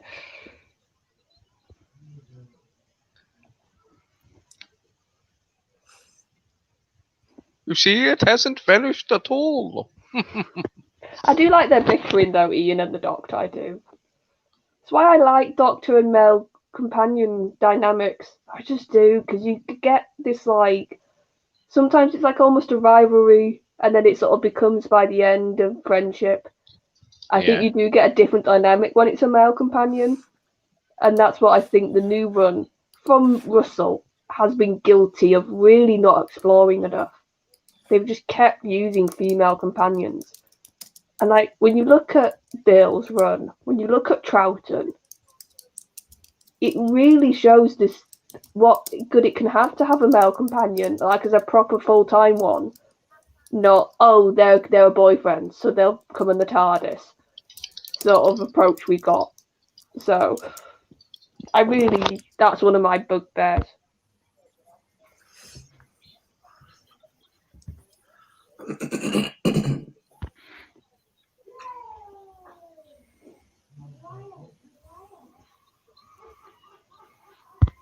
That's it. That's the thing about us all. You know, if you were to listen to the other side, I said this year one when Whittaker was cast. If you were listening to the other side, you would think that we're all cold individuals, but we're the ones that are the community. You know, we're the ones that have actually got true friendships in this community. They don't have friendships. They don't have any loyalty. So, like, you know, and when one of us is feeling down, we'll all gather around that person and try pick them up because we're one big family on this channel. And, you know, so as I said, it is the one thing that I'm proud of, that this community has grown and people are here for one another. Even when I've been down, I've had them all come to me, talk to me, and pick me up. So we're there for each other. So that's the one thing, as I said, I'm very proud of. So just be known, nobody's alone in this community. If you're feeling down, you can come to any one of us, and we're here to listen. Yeah, it's like I said, it's like that lovely scene in the Tennant season 4 finale when Sarah has that lovely line when she says to him, "You act like the loneliest man on earth, but you have the biggest family." That's it. And I think that is what I think about a lot when it comes to this channel and sort of our circle, that we will always come together when we need to. We'll That's always show a team effort when we need to. There are no islands. No. And like on the opposite end, we will call each other out when we think it needs to happen. Yep. No, We're not looking like at you. For feck's sake, England scored a second goal now. Oh no. No, it's not that. It's Listen to the Irish and the I'm Scots. literally seeing a tweet now, and it's like, oh, it's coming home now. It's coming home now. Oh, get away. Oh man. do you know why that's being said? Because we've not had a penalty shootout yet. Then suddenly when we have a penalty shootout, then people will get a reality check. Look, if you win it and you win it, you deserve to win it. The problem is that the media and the fans are just insufferable. That you know, it's just like we got to Italia 90, right? We got to the quarterfinals, right? We got beaten by by Italy, right? We beat Romania in the penalty shootout, got to the quarterfinals, played Italy, and were narrowly beaten by Italy, right? We don't keep going on about that. That's done. Then we said, right, okay, we got to Italia 90, now it's time to get to USA 94. We did. And then we beat Italy 1-0 with that Ray Houghton overhead kick to beat them 1-0 at the Giant Stadium. But we didn't go on about it for decades. It's done. It's in the past. 66 happened in 60 fucking 6. We're still talking about it. This I better don't not know. happen, man. I cannot listen. It was bad enough that I had to put with Liverpool fans and Liverpool winning the league, right? I'm sorry, but I can't. If England win this thing, man, I don't. Listen, people that were born in '66 have had to live with this ever since and listen to this. We'll have to listen to this now for the next 40, 50 fucking years. Now, as I said, they'll all get statues, they'll all get MBEs and OBEs, they'll all get colleges named after them and all of this. All you done was won a fucking football match and won a trophy, you twats. Yeah, I don't understand cricket. Don't get it. Don't get it. You're going to give reward people, give it to someone that actually deserve. Right, let's get to this story anyway. But 2-0, it's not coming home. Shut the fuck up. Hope you get beaten in the next game now. Cry, blame the manager, and then, you know, throw his toys out of the pram, and then see most of you be racist twats because you will start blaming all. Because I have seen it, and anybody that denies that happens, I've seen it firsthand myself. Black players being racially abused by fans, right? I've seen it for myself, and it's actually happened during this tournament. What's been swept under That's the why carpet. football should be banned. Right. We won't talk any more football because I know Lee absolutely detests it. But Yeah, I there don't you go. understand Right. cricket. Let's start with Charlotte and get Charlotte's rating and what you thought of this episode, and then we'll go around the panel. So go ahead, Charlotte, knock yourself out. Yeah. I really like this one. I think it knows its length. It knows it only needs to be 3 episodes. It doesn't feel like the stuff's wasted or like padded anywhere. I really quite like how the premise is quite simple. Like, let's have them shrunk. And like I said, it almost became a trope. Obviously, when this was written and broadcast, it wasn't. But it does. When I was watching it today, it felt fresh, even though I know the trope. And it was like they really thought, I think, through like what obstacles and how could they get hurt and the dangers. So, like I said, and just once again, I think this is one of the best teams we have with the first Doctor, Barbara, Ian, and Susan. You sort of see them all sort of riff off each other, the sort of chemistry. I think even Susan's like not bad in this one. This is another one where I don't think she's that screamy, and she sort of like she tries to protect the Doctor a lot, and you see their bond, which is lovely. So, and like, even like the little flubs we see of Bill, that they're quite endearing, and like, I quite like him in this episode that you see once again the grumpy side at the beginning. He's like having a go almost. He's being a bit like, oh, like what's going wrong? I don't know. And then you see how much he cares for them by the end because he's worried. Like when Ian gets put in the matchbox, like he doesn't like go. Oh, he doesn't like wait about. He's instantly like, right, we need to find Ian. So you see, like I found with the first Doctor, it's a lot of he won't say affection, but his actions show it, which I quite like. So I think I'll give this one an 8. I really quite liked it. Fantastic, 8 out of 10. Spoilers, the child is you, says Red Pill Suppository. Nice. Red Pill. Never knew you could get them in red, but there you go. Thank you, Charlotte. 8 out of 10. Absolutely fantastic. We'll go with you next, Super Doctor.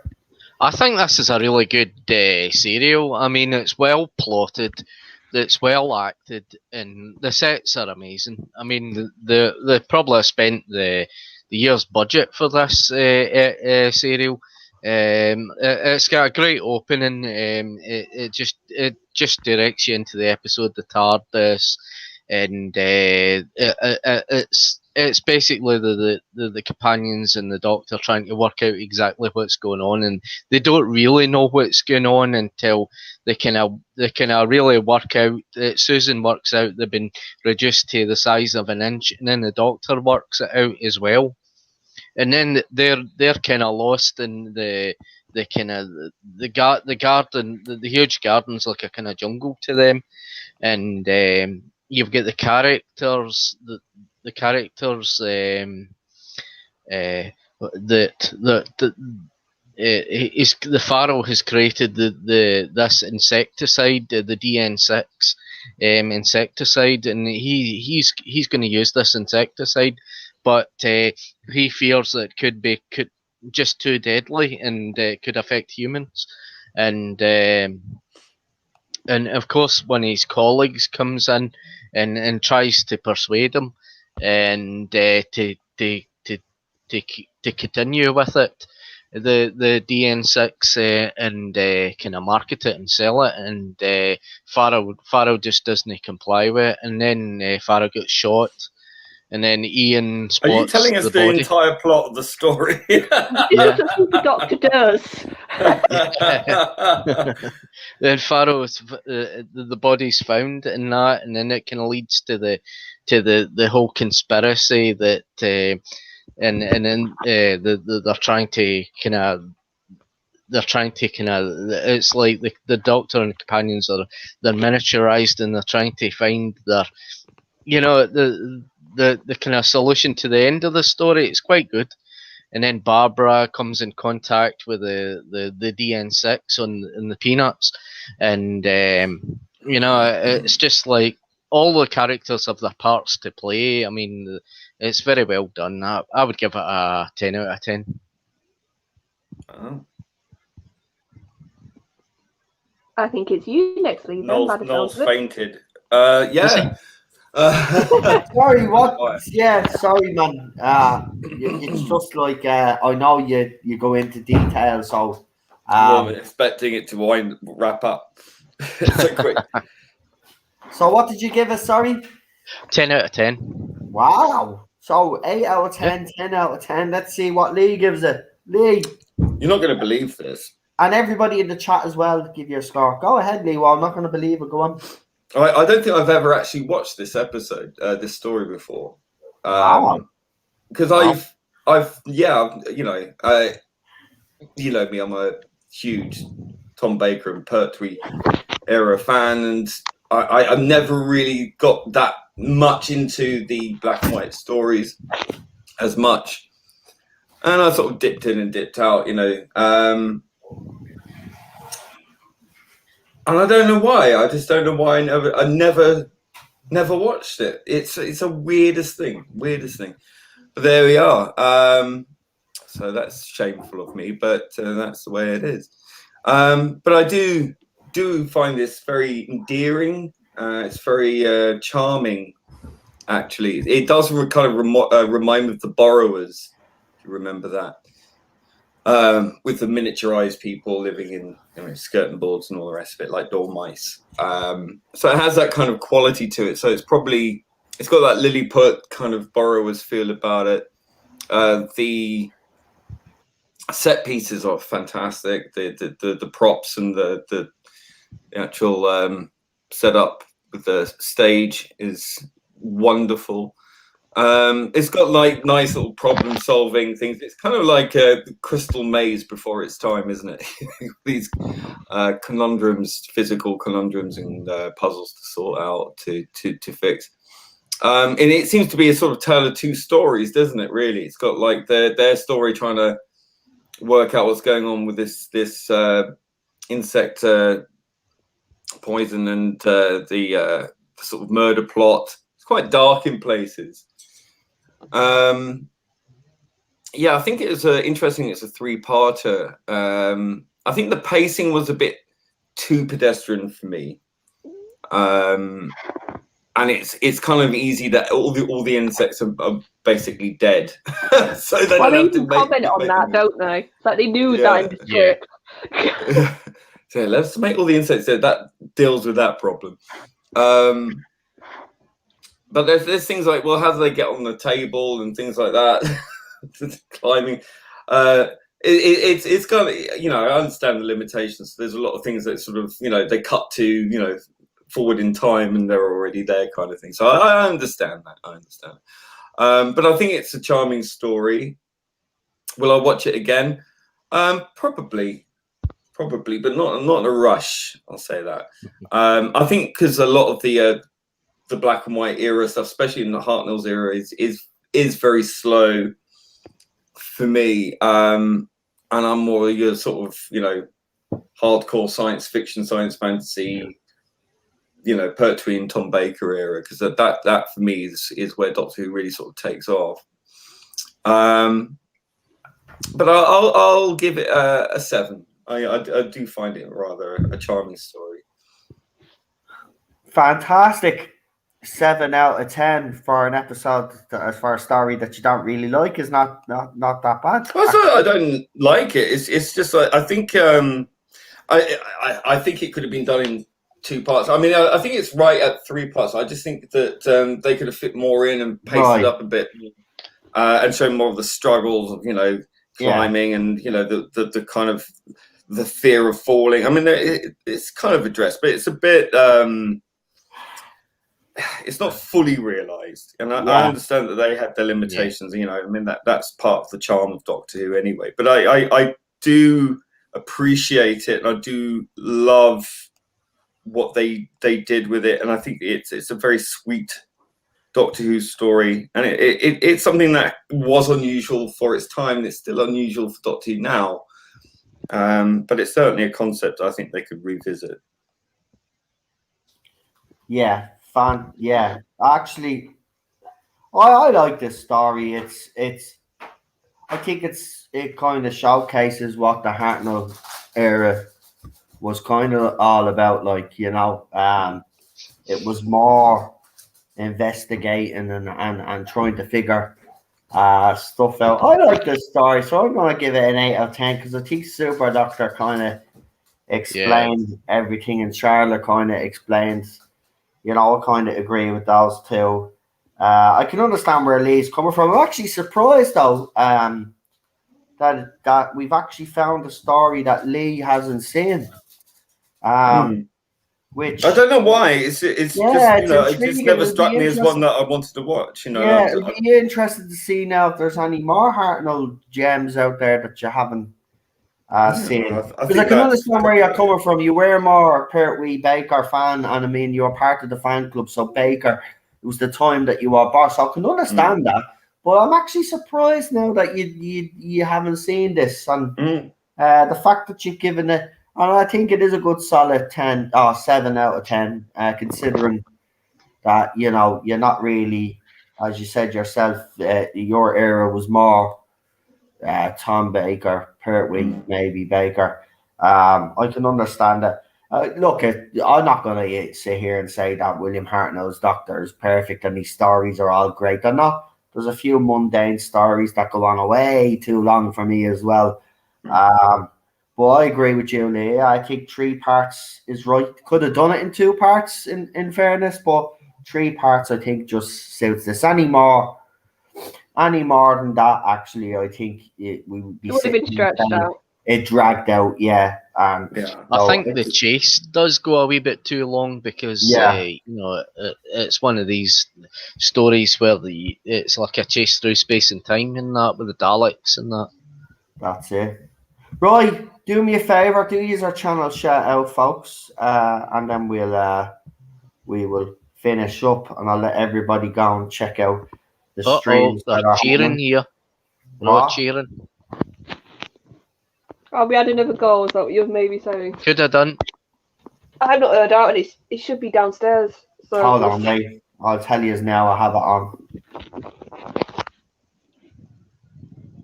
My dad's usually very vocal.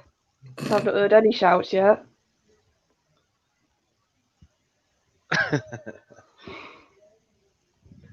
Oh, Matthew Pounder agrees with me. That's nice. It's nice to be agreed with. I do like that. Yeah.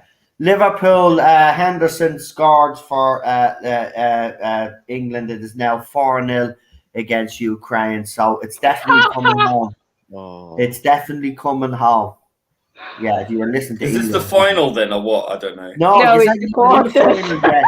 Oh, it's not in the final, yeah, and it's coming home. That's what I'm saying. This is why everybody wants you to lose. You can't take a game by game and say, yes, okay, we beat Ukraine. Let's bring on whoever we got next. No, it's, we beat Germany. We're definitely going to win it now. Yeah, but they say that every bloody... I know. But that's why we laugh at you. Because you say it every time, and then when you fail and lose, then we can slag you off. German. And also, me and Lee don't give 2 flying monkeys about football. We don't. Well, I know you don't. There's a couple of people I follow because I am a footballing person. So there are a couple of Manchester United fans that happen to be English. And all I'm saying, it's coming home every 5 minutes. No, it's not coming home. You're in the quarterfinals. You've beaten Ukraine now. You've got 2 more matches to go before it's coming fucking I home. decide to So add, wait. I haven't done anything. Right? And here's the thing, though. You might get to the final and get beaten because I'm not at the final. I don't even do football. Like, don't say you. There's nothing to do with me. Right? I'm just saying, in general, English fans, right? Calm down. not Game me. by game. Enjoy it. Look what the Scots did. Right? They enjoyed it. Enjoy it. Yeah, but they always know that they're not going to win. You know, and England always thinks it will. You know, like every damn time. I don't know why. But here's the thing: you actually have a chance because you do have a good team. The problem is the arrogance. Thank you very much. Anyway, channel shout outs. Let's start with Charlotte first. It's always ladies first, and she is royalty, so she gets to go first. So go ahead, Your Royal Highness. Yep. So on Tuesday, me and Daniel are back on Line of Duty, Series 2, so the start of that. And people have been like watching with us, which has been really nice. So that's where we're up to. And I recently did pop on Dan's stream, and those are my shout outs. So the Spacebooks channel, it's very good. And now and again he lets me pop on. Not a bother. Yeah, Dan is a good egg. Hasn't invited me on in ages. I'll have to have words. Yeah, we'll have to get yeah. That's true. I was on as well. Yeah, we'll have to get on to Dan about that one. All right. Yeah. He's busy. But no, he brought me on before, and we had got something planned. And of course, because my sleep pattern was all over the place and stuff like that, it didn't happen. So that was down to me. But he's very accommodating. So you know, I'm pretty sure you'll see a few more familiar faces on the Spacebook. What else? Yeah, right. Lee. Yeah. Channel shout outs, my friend. Well, I'd like to shout out me mate Cockney Spock, Captain Cockney Spock. He's had a heck of a time lately because for like 4 or 5 times in a row now, he's been celebrating his 200th subscribers, and YouTube keeps taking it away from him and putting him back down below 200, and it's driven him absolutely fucking spare, and it's not on. So please do go and subscribe. Oh, he's gotten over 200 now. He actually texted me to say because I. Yeah, but how long for this time? Yeah, how long YouTube lets that happen is another case. Jeez, it's ridiculous. Like, just sort it out, YouTube, for heaven's sake. So there's that. I've been asked to go back on. Oh, my brain's gone. Talk amongst yourselves. We can't help you, mate. Cardinal Sins channel. Yeah, sorry, brain fart. Cardinal Sins channel at some point. I don't know when. Yeah. My other channel is Aldred Audio Visual. I am working on some new stuffs for this channel and for Rabbi and a few other things. And yeah, download the song Meltdown Ocean Man featuring Hill versus Babyface. Yeah, that's on iTunes and Spotify and all the rest of it. So that's it, really. Fantastic. Super Doctor. I've got a channel under Real Super Doctor on YouTube, and I've got a Twitter account under Real Super Doctor. Fantastic. See, Super Doctor is the fastest one when it comes to the channel shelves. He's just like bang, bang, bang. Yeah. Right, me. Well, he's nowhere to find me. Here on the Third Zone. As I said, come join me. It's gonna be some few weeks. We will have a few videos, of course. We'll have the normal streams as we always do. And yeah, hopefully we'll have a bit of fun along the way as we always do. And as I says, I'm now gonna go off now with the big smile that I still have on my face and enjoy my weekend. And to John Barrowman and his husband, have a great weekend. And don't mind the haters. at the end of the day, you are loved by fans, as I said, and the fans that are now coming after me, remember, are the very same fans that are calling you out and trying to cancel you. So my advice would be to block them. But thank you for making me weekend. I've been a fan of yours ever since you first appeared in Doctor Who. I think a lot of people here are a fan of Captain Jack. And I will say this again, as I said at the start of the stream. When fans talk about who they should bring back to Doctor Who, for me, it's always been Captain Jack, because he does have a story there still to be told. Yeah. And it does deserve to be told, whether it's in Doctor Who or whether it's Torchwood. I don't think he should be deprived of work. I think That's he ridiculous. should have the opportunity, if Torchwood was coming back, I think he should have the opportunity to put that jacket back on again and play Captain Jack. He shouldn't be kicked off Dancing on Ice if those rumours are true. He shouldn't be losing pantomime work. He definitely shouldn't be losing work connected to Torchwood in any form or fashion, which is absolutely ridiculous. John Barrowman has openly apologised years ago for things that he was called out on. None of his former cast members have ever come out and said it was sinister. Julie Gardner came out and said it was dealt with. As far as us fans are concerned, it is now over. He doesn't need to pay for past mistakes. As I said, nobody is perfect, and John Barrowman has even openly admitted if he offended anybody, he is sorry. And I well believe him. Out of all the celebrities that ever do come out and apologise about shit, the one thing I can say about John Barrowman is that when that man apologises, it's sincere and it comes from the heart. And how dare you people go in there now, when he's been dealing with stuff, go and attack him because he retweeted a tweet from me because you have a problem with me and my opinions about Doctor Who.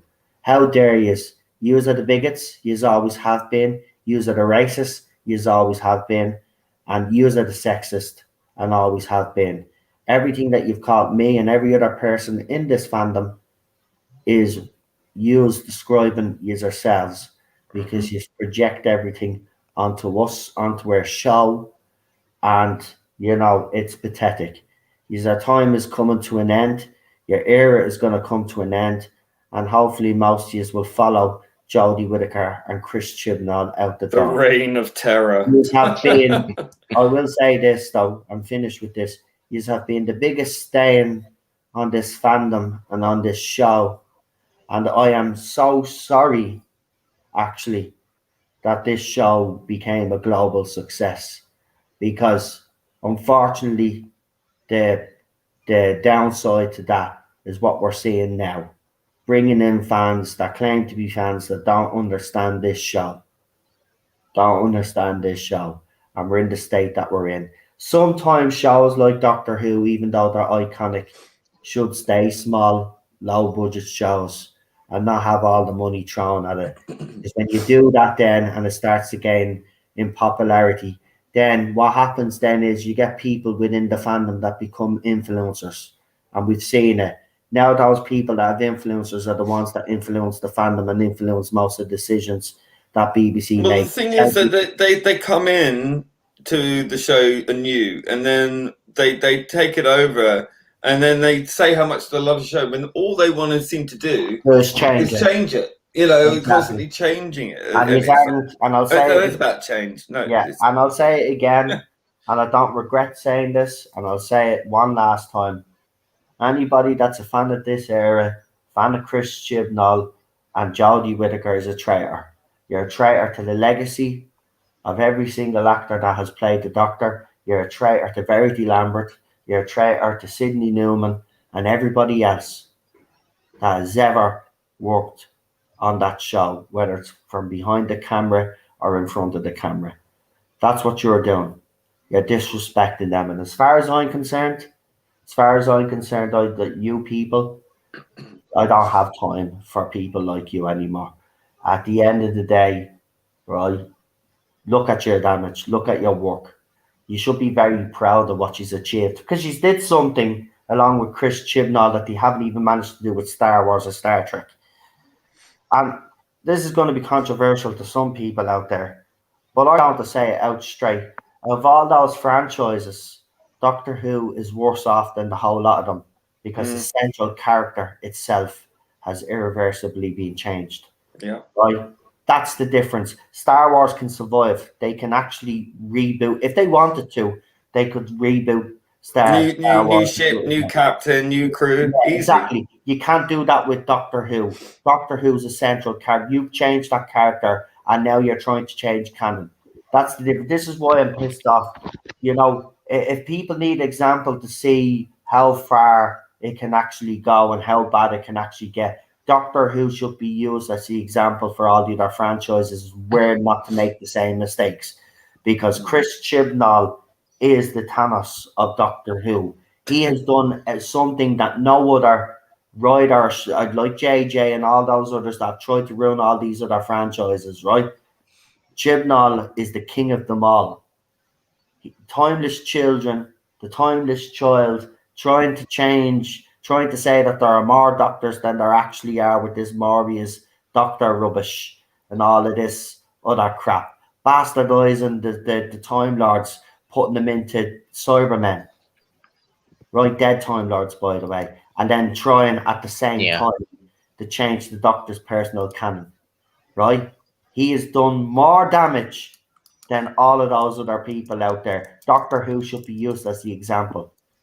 And it will be. Once this blows over, this show will be, this era, will be used as the example. Yeah. As to how not to handle any franchise. It will, no, it will. There's right now that's happening. Right now we are finally getting articles and people in the media calling out this era.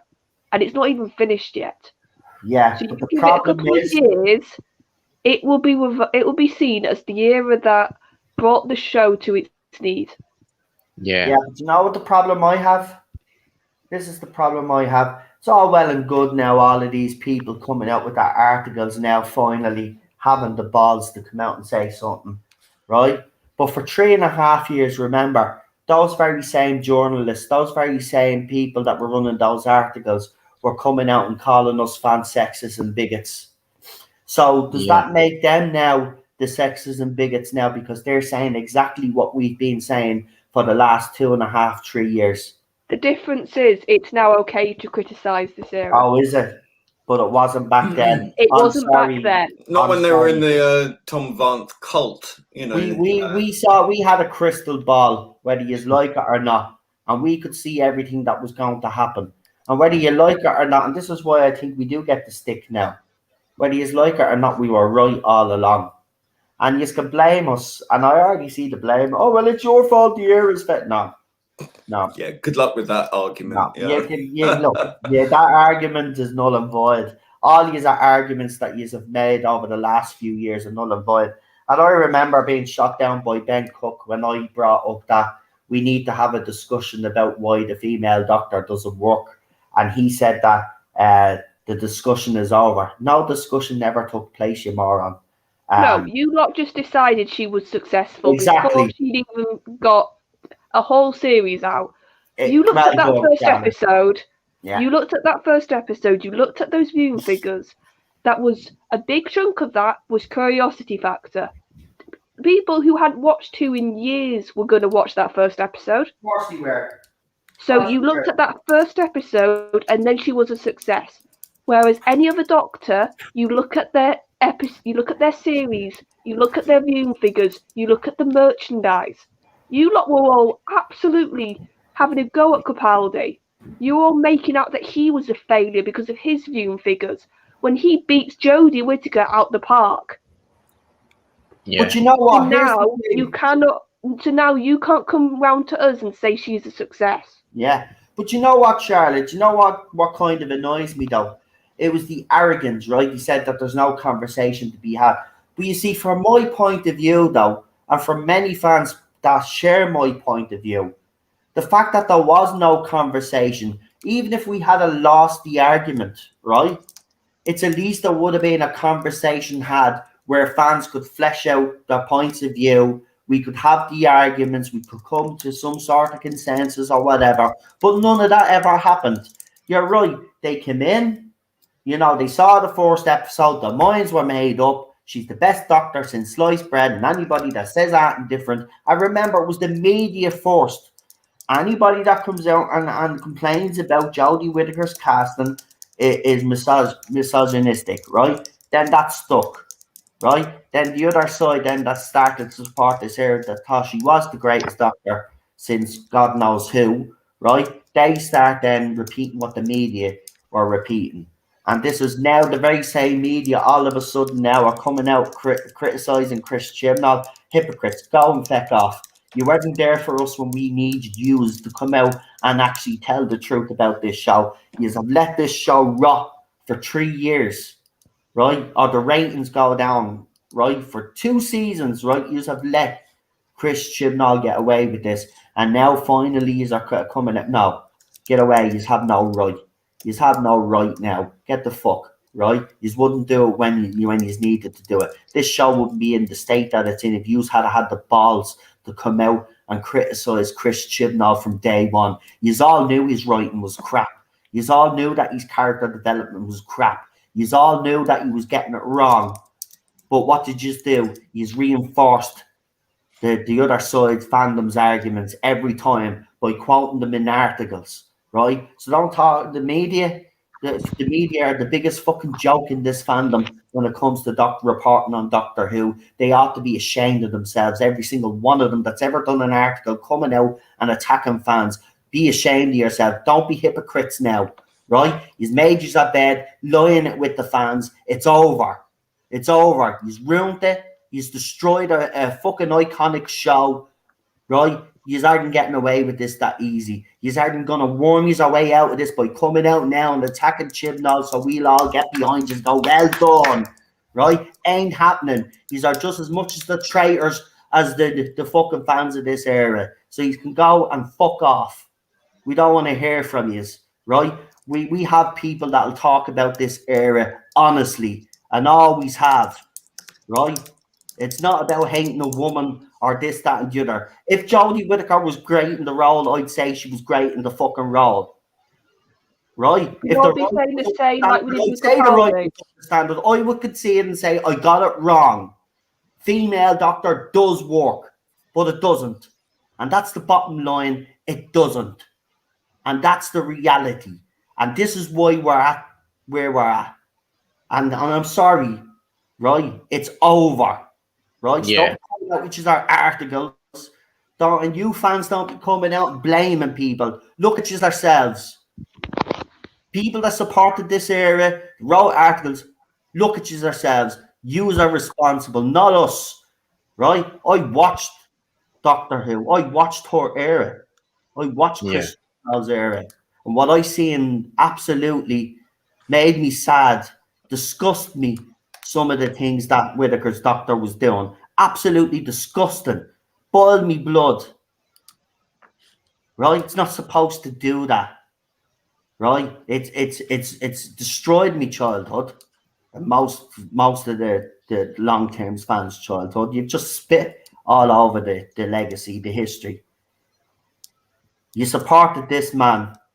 You wrote articles defending this man. You wrote articles about how his timeline fits in almost perfectly and all this rubbish when at the time this child was revealed. You haven't got a clue. These are a bunch of mercenaries, just like the fans that support this era, right? You don't give a crap about the show. You never have, and you never will. So just go. You've done your damage. It's done. You've destroyed Doctor Who. Give yourselves a pat on the back and give yourselves a round of applause because that's what you wanted.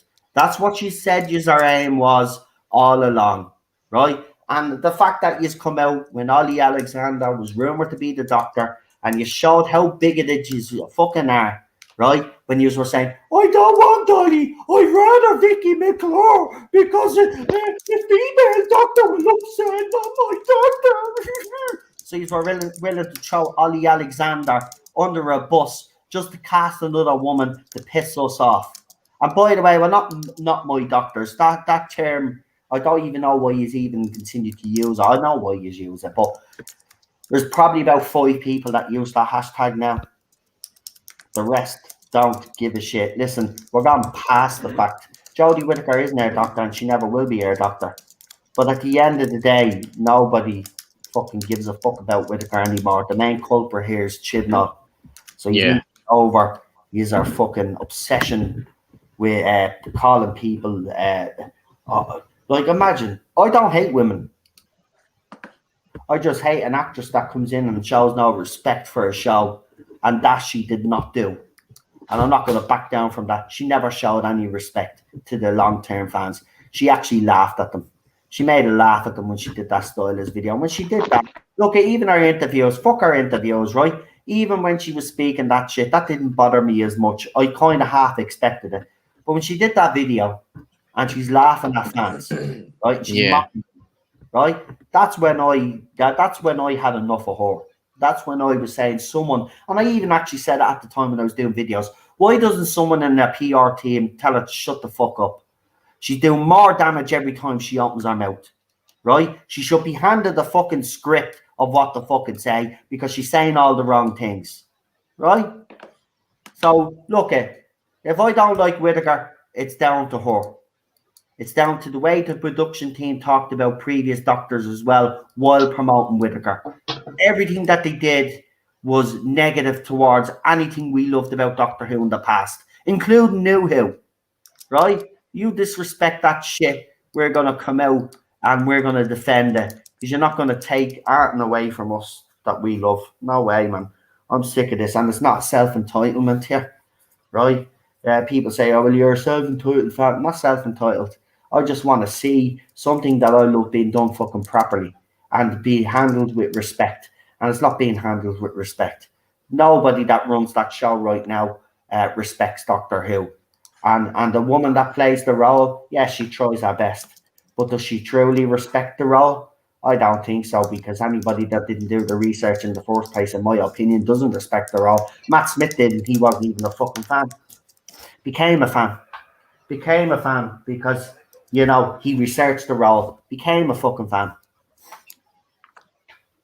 So I'm done with my rant now. But I'm just going to say good riddance to her.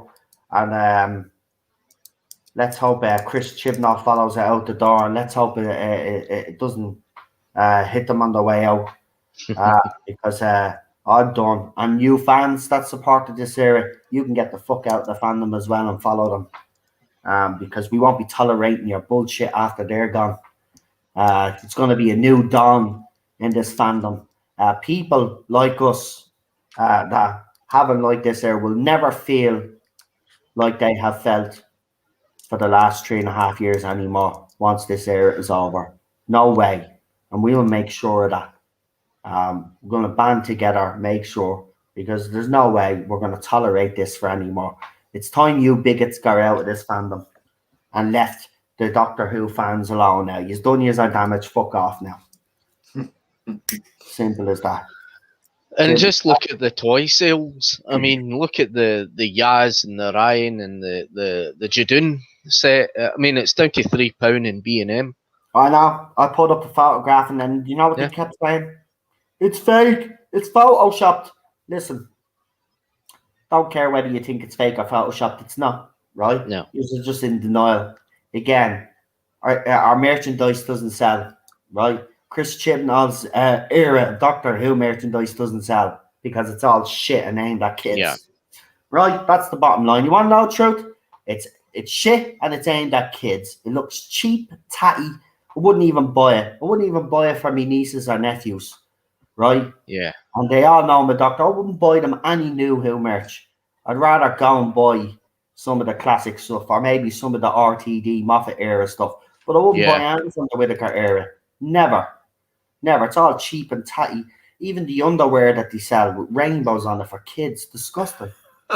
Disgusting. Disgusting. Fucking idiot. Little tank tops and all for little. Disgusting. Disgusting. Yeah, I know. Right? Fuck off. I've seen some of the merch. It's actually disgusting.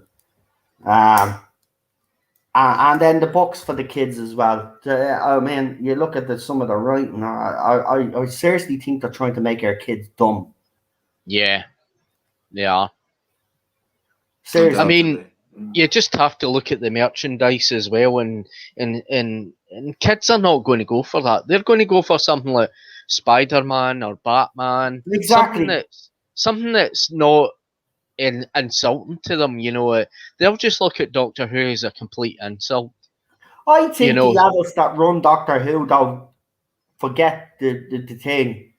Yeah. Yeah, while there are kind of adult themed stuff out there, kids do. Like when I grew up, my man and dad would let me watch certain stuff like that. You've got to understand that, kids aren't stupid, Chris.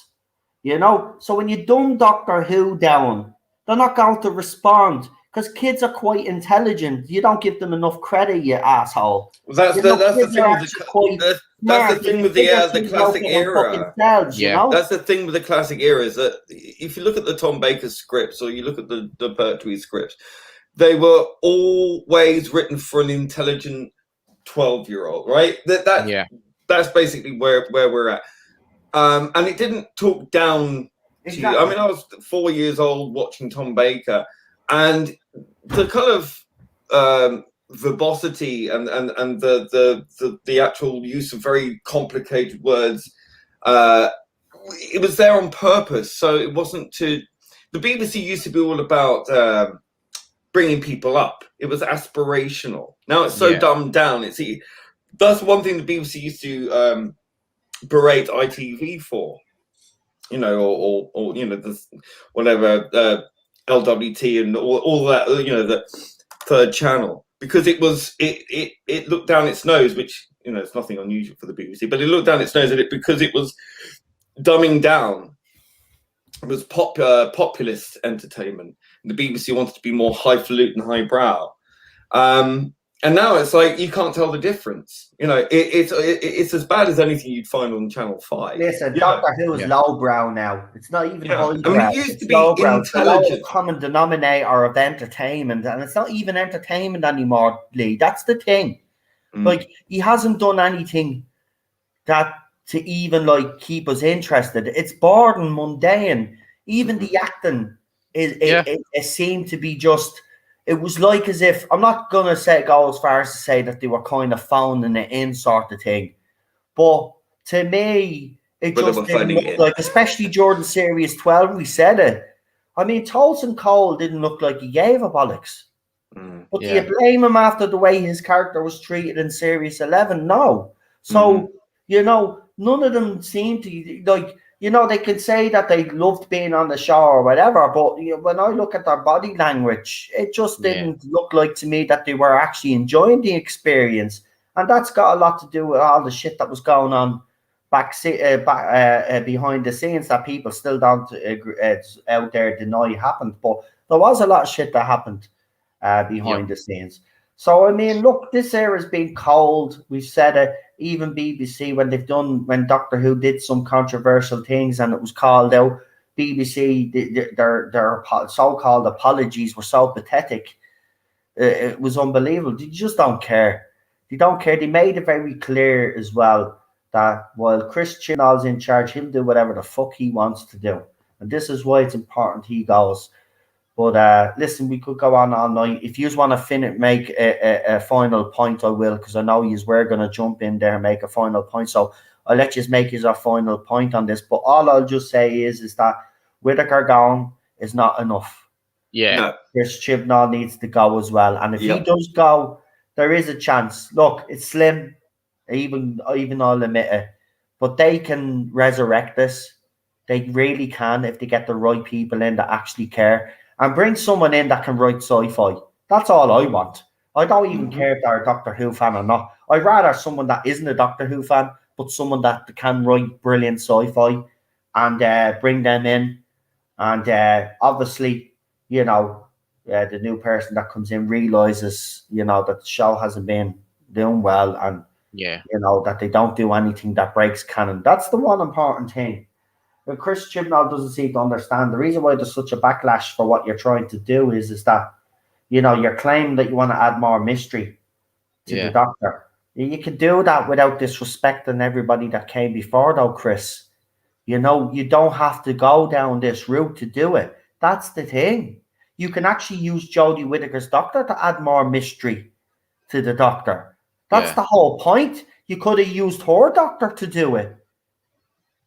But you're not. You're using some plot device like the Timeless Child or Timeless Children. And we don't even know where Joe Martin's doctor fits into all of this. But if we go by that con place, whether they just did it for clout or whatever, apparently she's an early incarnation of the doctor. God. I mean, we don't know. So stop with the bull. I'm done. I'm done talking about it anyway. I should have done a separate video and all this, get all this off my chest. But you know me, we haven't talked Doctor Who in a while, and I suppose, it's been a while. I think it's because there's nothing to talk about. I mean, it's just there's nothing happening. It is a dry well, isn't it? Dry well, Jesus Christ, man. Chibnall, do you know what? One thing I'll say about him, I don't know. I know he's not kind of in charge of promotion. It'd be whoever's in charge of promotion. But by God, though, that man, even when it comes to interviews, I did my video on Doctor Who magazine. Now, no matter what people feel about the current Doctor Who magazine team, right? And I have heard some people say, well, it's probably best if it does die, right? And you're probably right. But let's be honest, right? It's the same age as me, right? It was first released in 1979, right? Yeah. And it's been around a long time. I'm sorry, but I do get people's anger. But come on, it'd be sad. It would be sad if this magazine dies. I know people don't like the current people that are in it. But as I suggested, and I wrote straight to Dr. Who, I actually put a post right up on their yoke, and I actually said it, listen, the reason I told them the reason why the magazine's struggling. Now, I don't know if they've blocked me, but I've told them what you need to do is you need to get a more balanced view on this. I said, if you were to read this magazine, I says, you think this era was perfect, but we know that isn't the case. I said, you got rid of the old time, Tim. I said, listen, you need to bring older fans back into the fold. You need to have a more balanced approach, and you need to be actually taking those opinions and point of views from people that don't necessarily like this era as well.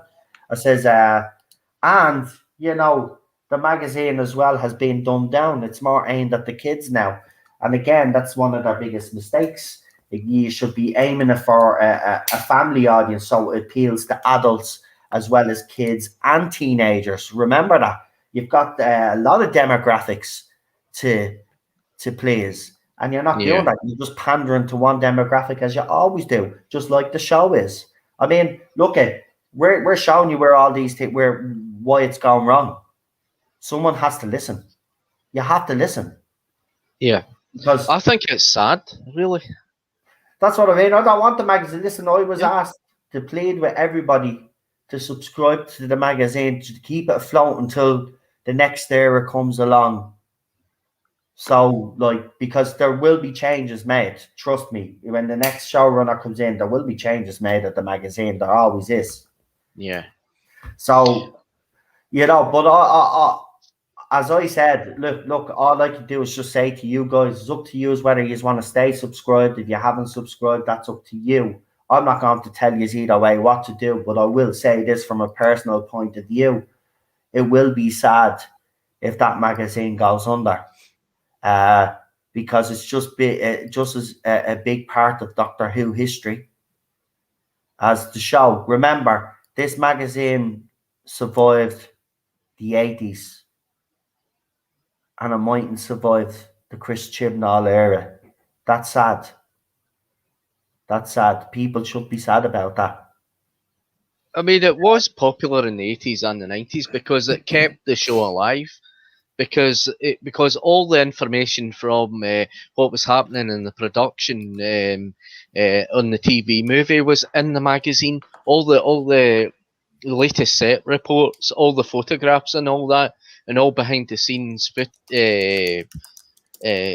snaps from the footage was in it, and that was in '96. Look, when we first started this, when I first started this channel, and I got to meet other people like Ballstreck, Gary, Lee, and others, like Matthew Pounder that was in the chat earlier, and we were discussing this in the early days. Yeah. And I could tell you, even when we were having early discussions, we never envisioned that it would get this bad. We knew it would be bad, but I never thought it'd actually get this bad. And I think a lot of us were sideswiped when Gary was right about the timeless child. A lot of us were in denial, including myself. I was actually trying to make sense of it all and actually coming up with videos and saying, Gary, I think you've got it wrong because it's based on the comic and all, because it seemed to fit in with the comic, but he turned out to be fucking bang on right. And that's when I knew then, look, if they can do that, sure, they can do anything now, and it's going to get worse. And Night, Charlotte. good night, Charlotte. And by the way, it's gotten worse. That's the thing. And if people think, see, this is the thing that annoys me about the other side. They actually think it's going to get better. That he's going to get it right for Series 13. And this is the thing that I would say to you and plead with you guys, right? This is not me attacking you now, right? This is me pleading with you, right? If he didn't get it right in Series 11 and 12, and you are still all questioning his writing, he's not going to get it right for Series 13. No. He's not going to get it right for Series 13. He's not capable of getting it right. No. I mean, how many times do you need to be proven this? You know, it's like, it's not even just the fact it's 1 or 2 episodes or something. It's both the series, and even the writers he hired are as bad, or if not as worse than he is. I mean, talk about hiring beneath you in order to, maybe 1 or 2, you know, on par or slightly better. But I mean, he's hired the pool of inverted commas talent he's pulled in are subpar. Listen, I'll just mention one name to you, Lee. I'll just mention one name to you. And this shows how incompetent Chris Chibnall is. Ed Heim. That's all I need to say. Ed Heim. He has probably written 2 of the worst Doctor Who episodes that we've ever seen. And he's bringing them back for Series 13. You think he would have learned after Series 11, right? Not to bring him back. But he brought him back for Series 12. And again, he wrote one of the worst episodes of the era. Says it all. Right? And now he's bringing him back. Apparently, he's one of the writers for Series 13. So Chris Chibnall has not learned his lesson, right? See, what you do there is, in the 4th series, you can forgive, right, to a certain extent, because you can look at it and say, right, he's done an experimental series, right? He's tried these writers out. Now, what he should have done at the end of Series 11 when it went wrong was he should have sat down with his writing team and say, right, listen, it's not working out. See you later. Bye-bye. It's not working out. See you later. Bye-bye. It's not working out. See you later. Bye-bye. And then replace them. But he didn't. What he did instead was he brought them back. So he hasn't learned these lessons. And as a showrunner, that's your job also. Your job is to make the right decisions for the show, right? And for the show to do well. Bringing back Ed Heim for a 3rd time after writing 2 of the worst episodes does not give me confidence for Series 13. It's bonkers. It's mad. Insane. It's like, what is the sign of madness? Like, by repeating the same thing, expecting a different over result. and over and expecting a different result. Come on, guys. Look, if he hasn't got it right, Series 11 and 12 and 2 specials, he's not going to get it right for Series 13. And that's the bottom line. And the sooner you all realise that, and actually, you know, but as I said anyway, it doesn't matter. I don't want you to start speaking up now. It's too late. It's too late. You've actually had time since Series 12 has dropped to actually come out and criticise. And you're only coming out now because you are all restless now. There's no news coming about Series 13, and you are all getting restless now. So your true feelings are coming to the fore. You don't really like this era, but you have to support. Oh, I bet you when it does finally air or they get some news, they'll be back to their oh, it's all right after all, and only kidding, love it really. It's like whatever. Yeah, and then of course, as soon as we, because we will be letting people know when we're reviewing it and stuff, and we'll obviously give a few of our comments. I can guarantee you then with the drama. Well, they're already starting up, as you can see, as you had already rightly pointed out. It's starting up with them again for some weird reason. But they're biding their time. They will come after fans. I'm just warning you now. They will come after anybody that has anything negative to say about Series 13. Now, Series 12, I did give more balanced view. Series 11, I was disgusted. Looking back, though, at the videos that I've done for that, I actually agree with everything that I said back then. I still. But it's all immaterial with the time. Yeah, I still maintain. Doesn't matter what the quality of the writing or whatever it was. You end on that. You've effectively destroyed what Doctor Who's meant to be about. Well, it's over. It's game over for Doctor Who if they don't change now. It's game over anyway. But Eddie did put something interesting up because, and you were in the thread as well, because there's a couple of tick fans that are still in denial. Lee put up something. How do I break it to them? It was funny.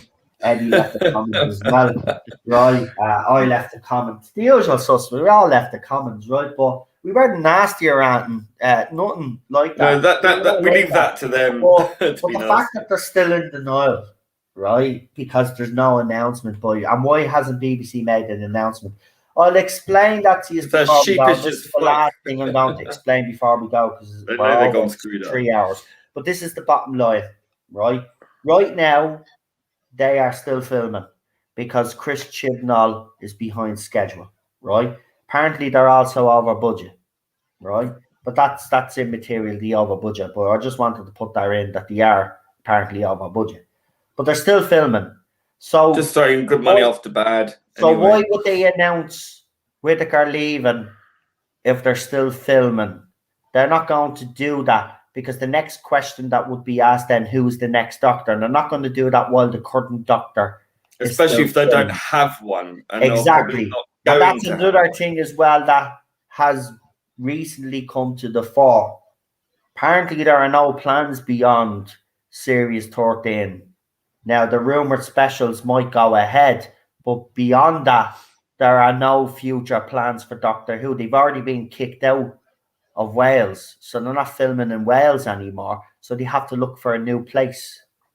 Right now, Scotland has been rumoured that they might be taking Doctor Who, which if Scotland does get it... Well, it's interesting because they're doing good omens up in Scotland now, aren't they? They're doing good omens up in Scotland, and there has been talk about Doctor Who possibly going up there, which would be a big coup for the Scots, and I'd be absolutely delighted. Why not? At the end of the day, I think the Scots already had their term with Doctor Who. They had Capaldi, they had Moffat, they had Missy. Yeah. But not only that, I think Cardiff, Wales have mishandled the show over the last few years. That's why they're in the situation that they're in. So, and Chris Chibnall's incompetence hasn't helped either. Well, there's a lot of blame to go around. There's blame to go around everywhere. So, I mean, look, we don't know the future. So, we will have to wait and see what happens. So, here's the thing. And I just, we did talk about this on the channel last year as well when we were speculating. And it was speculation, but we did speculate. There could be a chance that they do a regeneration scene, but it ends with Jodie Whittaker regenerating, but we don't actually see who she regenerates into, especially if we haven't gotten a new Doctor. Now, the people that they've all mentioned, right? I think people should learn from the past. So Michaela Cole and Vicky McClure, Ollie Alexander, and all of these people have been mentioned. It'll be someone that wasn't mentioned by the media. It's always someone that isn't mentioned. I mean, Chris Marshall was nailed on. Yeah. Because he left Death in Paradise and it ended up being Jodie Whittaker. Nobody seen that coming. Mm-hmm. I did now, because I've even got proof. It's up on Facebook. That time, the night before, I had figured it out. It was Jodie Whittaker. I knew it was going to be a broadsword. I knew it wasn't going to be Olivia Colman. And I knew it was going to be Jodie Whittaker. As soon as I seen that teaser, I knew it was Jodie Whittaker. I knew. As soon as I seen those cliffs, the same cliffs that they used in Broadchurch, it was Jodie Whittaker. It was never going to be Olivia Colman. They were never going to go with Olivia Colman. So all of this stuff about Olivia Colman turning down the role and all of this, and then even trying to cast a male actor is bullshit. Jodie Whittaker was always getting the role. Always getting the role. There was nobody else that was considered for that role. It was Chris Chibnall's choice. He went with Whittaker. And he's the one that's responding. See, we're back to him again because everything goes back to that gobshite. So, and it's because probably it's because that she was the only one that would accept the role. Yeah.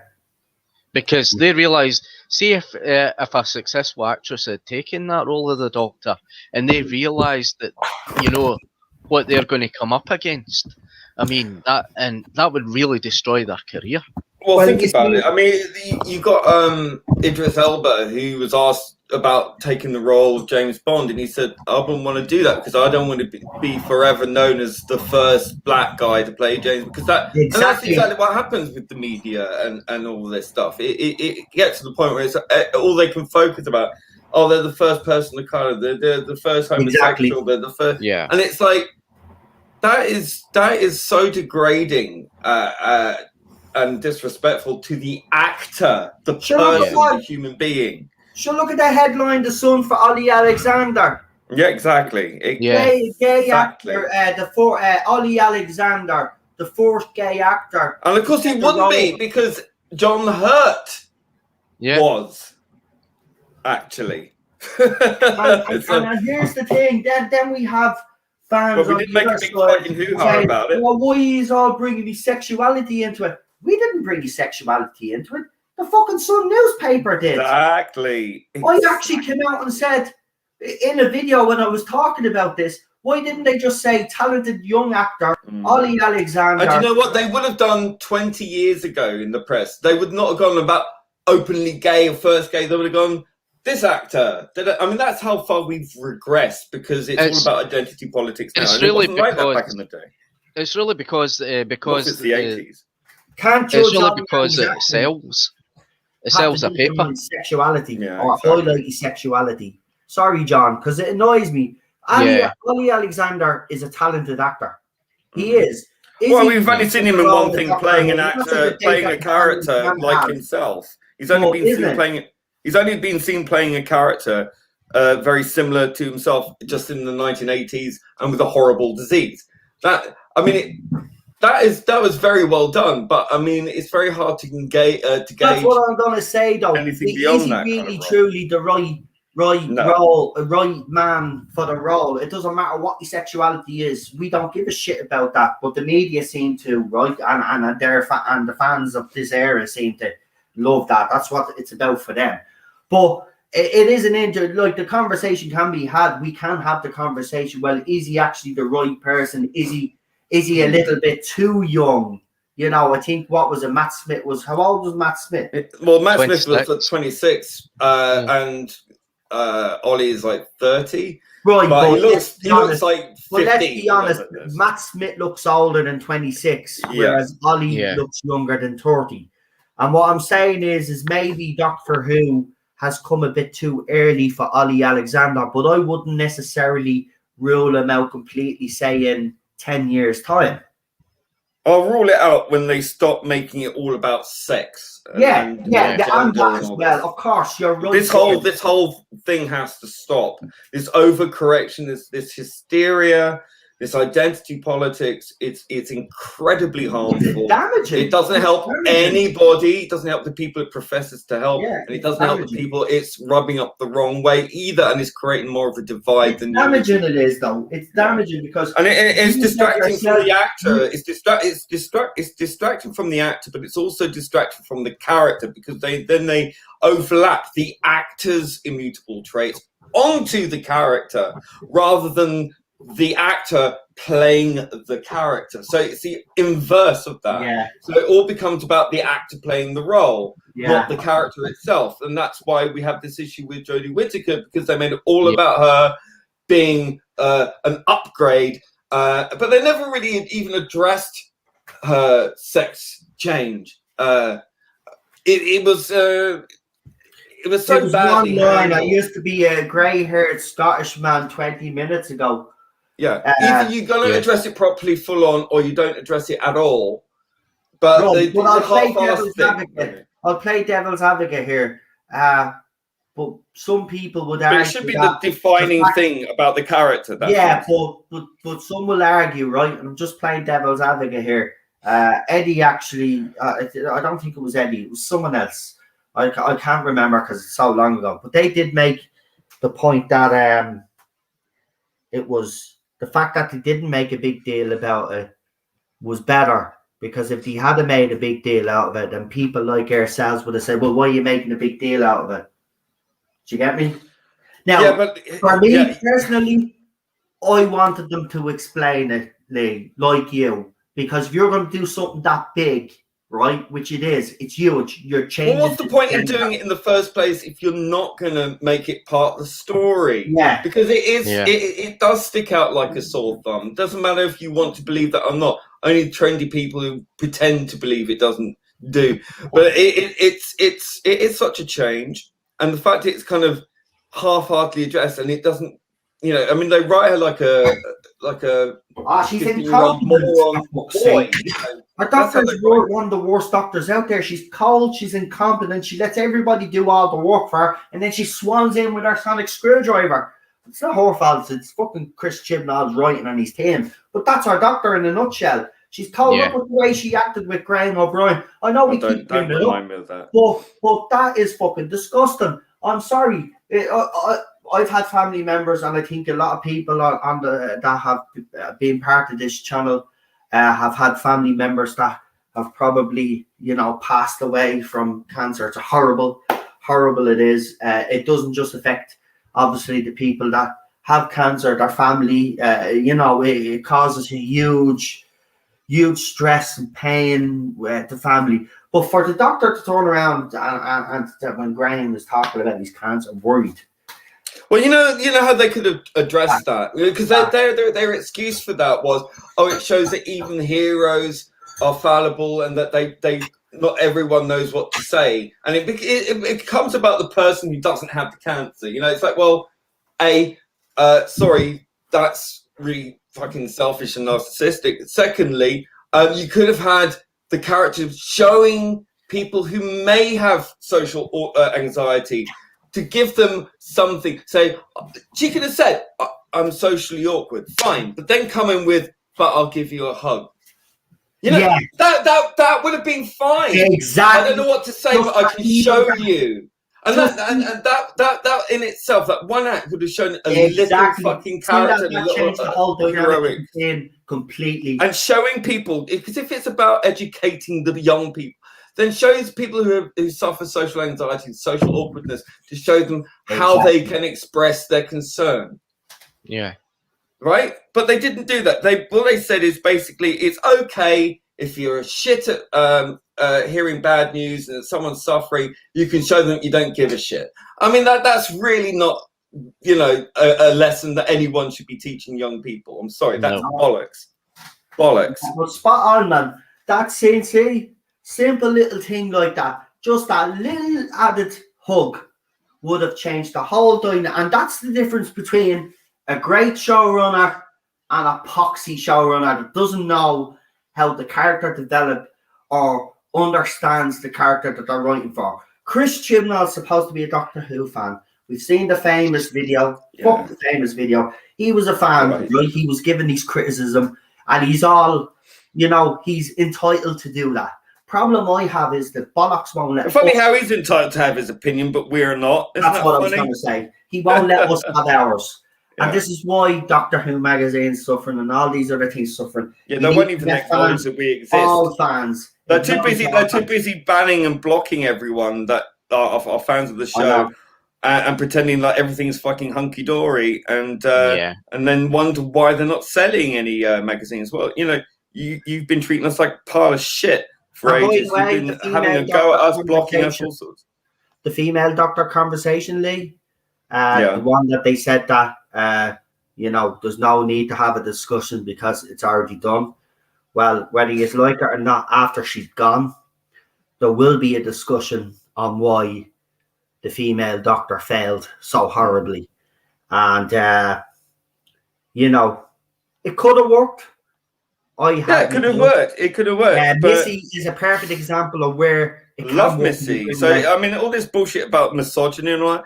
No, the way that they did Missy gave the Master a story arc. Couldn't handle being female because he was not used to having all these emotions. I know it's very, you know, a lot of people criticize Moffat for not being able to write women because he writes them in the women are more emotional, so therefore the Master becomes more emotional. But it kind of worked with the Master, and the Master is a master of disguise. Well, that why was not? the ultimate disguise, wasn't it? I Yeah. mean, changing gender is the ultimate disguise for the Exactly. Master. It makes sense. Yeah. And look, I've kind of warmed to Missy, as you know. You know where I stand. But my opinion, it's not changed. But I have come to the realization that it can work if done properly. And Missy, yes, while I still don't class Missy really as the Master, but the character that she played, I loved. I did love that. Now, the one thing that has pissed me off about the Chris Chibnall era, though, is this, right? You give the Master / Missy a redemption arc, right? Which was actually a very good arc, in my opinion. Now, a lot of Master fans mightn't have liked that, but I did. I thought it was lovely. I loved the moments between Michelle Gomez and Peter Capaldi. They're probably one of the most intense moments that you can get during that era when those two are together in a scene. And, you know, it worked. I have to admit, it worked. I was wrong. Missy worked. I still don't believe, though, that changing the gender of the Doctor is a good idea. I still don't. I think Olivia Colman, or you brought in a high caliber actress. It's not going to work now. If anything, I think it proves. It. If anything, it proves to me anyway, and I think it proves to a lot of fans. I do believe are the majority, the vast majority, that the Doctor fundamentally is a male character. Yeah.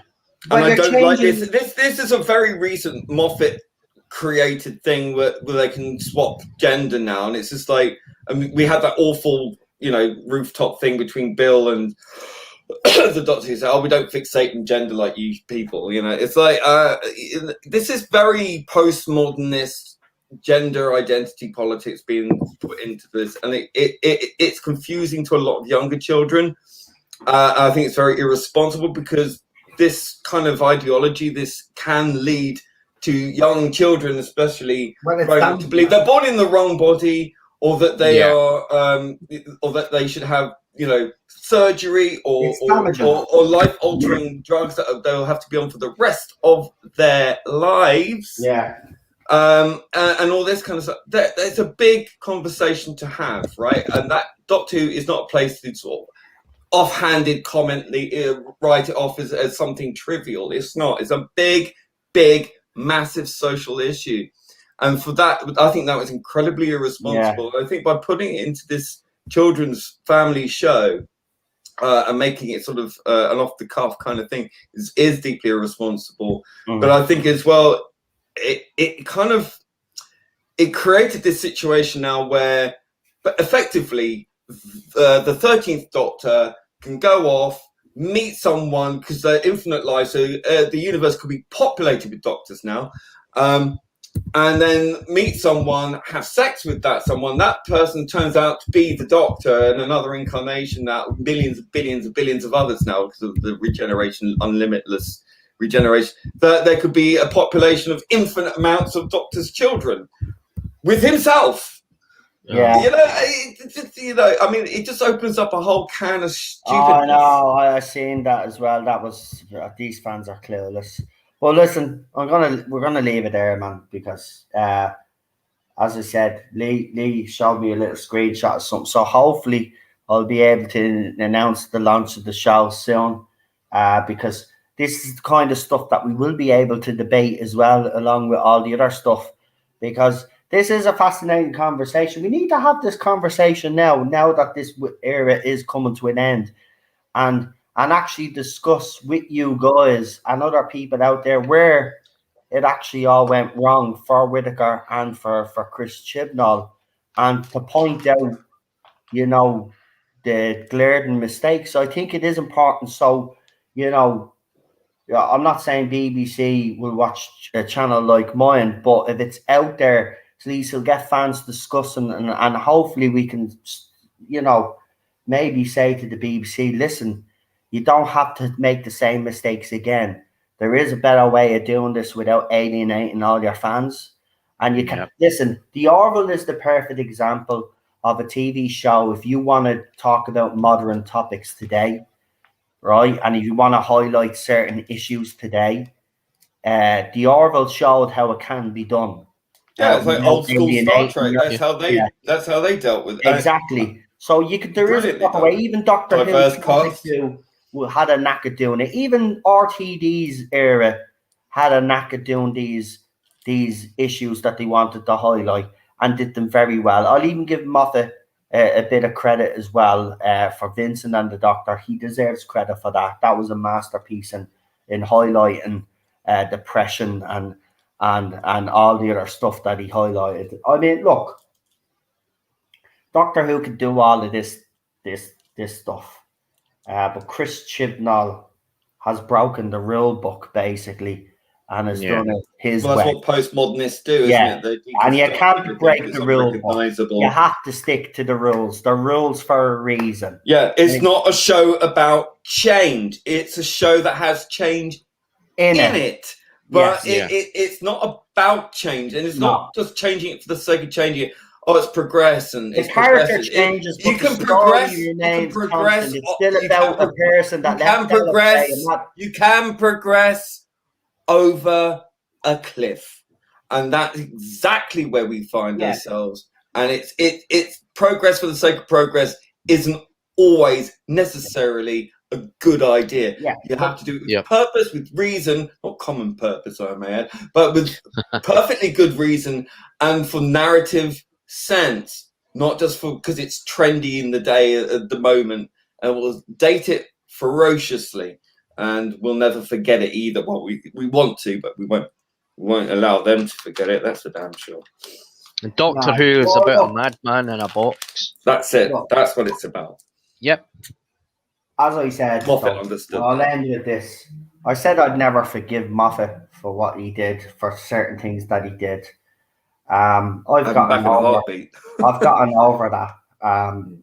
I can actually look now what he tried to do, because I've had a few years to think about what he's tried to do. Yes, you know, he did try to be too clever, and it didn't work some of the time.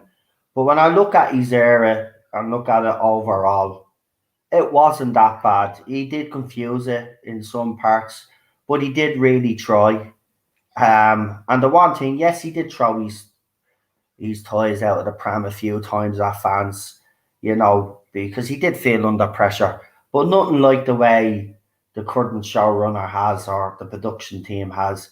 He still had that respect there. And he never went places where he shouldn't have went. Now, we nearly thought he did when we saw episodes like The Name of the Doctor and all of this, and we thought, holy shit, is he going to reveal the Doctor's name? Because I didn't want it to happen. I was actually very open about if he did this, he would destroy the show. You're basically giving away the Doctor's name, so you're revealing who the Doctor is. It's over, you know? And this is what Chris Chibnall's trying to do. But Moffat, because he was clever, he tricked us all. We were all thinking that night of that episode when that dropped, I was nervous. I don't know about you guys, but I was literally nervous. I was biting my nails. I was worried that he was going down this route. I was worried about how I was going to react. I didn't know how I was going to react. But then when I seen what he'd done, I was relieved, first of all. And then second of all, I was blown away because obviously we got the cameo of John Hurt. And I was like, holy shit balls. Oh, my God. My God. I was, whoo. But this is what Chris Chibnall's did. He doesn't understand. And this is why I mean, all he's succeeded in doing is lowering the bar and demoralizing fans to the point of apathy. and for what? Yeah. Lifelong fans of the show for over 40 years. And for what? though? And now they are apathetic about Doctor. But for what? People's love. What's he doing it for? What? Well, what's the point? he's doing out some sort of misguided sanctimonious sense of self-purpose. Yeah. And it doesn't. I'm sorry, you didn't read the room. You thought you were preaching to this new enlightened audience, right? Because we're all plebs otherwise. And they just failed to material. All you attracted was a bunch of navel-gazing, narcissistic teenagers and 20-nothings who hate everybody, who have resentment on their fucking chip on their shoulder like nobody's business. And they want to take it out in the world and teach the world a lesson. And ha, Gen X and boomers, fuck you. This is ours now. It was all about pandering to an entitled bunch of Do you know brats, what? basically. A good point you bring up there because you know it's so fucking crazy because when I look at where we've come, right? This, as I said, this could have been all avoidable. Right, but these fans that he panders to, right, and the BBC pander to. See, BBC's big plan was this, and everybody will remember that I said this. I said what BBC is basically trying to do, and what Chris Chibnall's trying to do, is to push the older fans out and replace them with the 20-something-year-olds that you were talking about. Unfortunately, at the time, I did say it would backfire because what Chris Chibnall and the BBC don't understand is that these people don't really watch the show or follow the show, right? Basically, what they do is they're fake fans, right? So they come in and pretend to like something. So they'll see a trailer or they'll see fans discussing a certain topic. And then behind the scenes, then they learn more about that topic. They won't go and actually watch the episode. They'll watch clips and then they'll discuss it, and then they'll use the logic that the others use in the fandom, the ones that push them to do all this, the big streamers and the people behind the magazines and all of this when they come out and abuse fans like us. But that's what happened. BBC wanted to replace us and it backfired, and they said it would backfire because these people aren't interested in Doctor Who. All they're interested in is when BBC pander to them. And as soon as BBC doesn't pander to them, which they did do less pandering in Series 12, but look at them, they were complaining about Series 12. A lot of them were saying that they preferred Series 11 over Series 12. A lot of fans on their side were disappointed with Series 12. Actually, we were praising Series 12 more than they were at one stage. They were giving out about it because it wasn't pandering enough, right? That's all they're interested in. Right? They don't give a crap about the show itself. They don't watch. So that's why their audience is down. And Chris Chibnall and BBC didn't learn their lesson. Right? This Series 12 was your chance to actually do it right. You had a second chance. We were willing to give you a second chance, even though I do believe that Series 11 was so destructive what you tried to do. I think it did do a lot of damage. But still, we all gave you the benefit of the doubt, and we were hoping that you would get it right for Series 12. And then we start hearing the rumours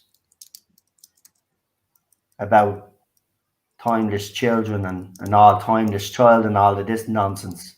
Yeah. It's a total disaster waiting to happen. And now if Series 13 now is finally his John, and Series 13 is finally his way of trying to win back fans again, I just want to tell you now, Chibnall, out straight, it's too late. I'm sorry, but it's too late. We don't care now. Even if Series 13 is an improvement on Series 11 and 12, it won't be an improvement enough to win back fans. Your damage is done, right? It doesn't matter whether you retcon this whole nonsense that you've done. Fans are done. They're done with you. You need to go now so we can move on with the show with a new showrunner and maybe see what happens then. But you need to go. We've had enough now. Series 13 is not going to magically resurrect your career as showrunner of Doctor Who. You are spent. Even the fans that he does have, right, or at least fans of this, or at least fans of Whittaker, have felt let down as well. So they've turned against him because he's sitting on his any news. He's not forthcoming with anything. There's bugger all coming from that camp, and they're fed up. You know, I mean, everyone's fed up. I mean, how this is not how you run a show other than into the ground, right? It's not fair on the genuine Jodie Whittaker fans, though, and I have to point out our genuine Jodie Whittaker fans that do genuinely like her in the role. It's not fair on them, right? They've supported this era, right? They deserve more information than they're getting from Chris Chibnall. The reason why Doctor Who magazine is actually dying, though, is because he doesn't give on to the magazine. Look at it under Chris Chibnall, under Stephen Moffat. Remember? I know he had the 50th anniversary year going for him as well. But that magazine was usually successful around that time. Yeah. Right? When RTD took over the show, magazine sales jumped. Why? Because they were given insider interviews. They were even given little snippets of future things to come. Not giving too much away, but just giving enough so fans would buy the magazine. Chris Chibnall doesn't even give the magazine dedicated to Doctor Who any information that's worthy enough for them to get fans to buy the magazine. He's a boring old shite. Even when you read these interviews, he comes across as boring and mundane. You nearly fall asleep reading a Chris Chibnall interview. It's that fucking bad. Even the interviewer that's asking the questions must be sitting there and I'm going through the motions here, right? It's bad. He's responsible for the magazine as well. Because if the show's not doing well and he's not giving the Martin, of course the magazine's going to fucking struggle. Of course it is. He's an absolute disgrace. And I hear people, BBC and the Radio Times have a great relationship, blah, blah, blah, blah, blah. No, they don't. They actually don't. BBC, again, that's Chris Chibnall's fault. He won't give them Martin. He gives them nothing. Sure, they were supposed to do a few announcements last year as well. They never happened because he got cold feet the last minute. Chris Chibnall's incompetent, right? He sets his mind to do something, right? And then when it's about to happen, he'll change his mind. Same with his scripts, I'm told. He'll write something, he'll draft something. They'll be already filming the fucking thing. And then he'll come back and say, no, I'm not happy with that. I've changed the script, and then they have to do it all over again. This is why they're behind schedule. He's an incompetent twat. They've given him millions to produce a show. And he's not even giving us 12 episodes or 13 episodes. Remember, we're getting a reduced season. Now, okay, granted, pandemic is an excuse, but it is an excuse because I guarantee you, right, that if none of this had happened, Chris Chibnall would have came out and told us that we were still getting less episodes for Series 13 because I don't think he can write too many, and I think he knows his team is incompetent. So he sets a goal, right? We definitely get 6 episodes out, and then they all know that you get 6, and they work tirelessly together as a writing team to come up with those 6 stories because they're that incompetent. Whereas Moffat used to write them with gazes at the back of his fucking hand. Yeah, we mightn't like that, some of them, but he still fucking wrote them all. You know what I mean? Fucking disgraceful, man. Absolutely. Headless chickens running the BBC, headless chickens running Doctor Who, and it's not going to end until that plonker's gone. Now, I'm going to leave it now because I said 3 times already I'm leaving. I'm definitely leaving. Can we end with just one note to positive note? Well, it's a sad note, but it's a note nonetheless, a musical note, because today would have marked the 10th anniversary of the passing of Delia Derbyshire. Oh yes. Yes, indeed. Actually, maybe we should. Do you know what? Fuck it. No, don't get yourself a straight. Look, I did sample. I did sample her. All right, I was whinging. gonna let her play out.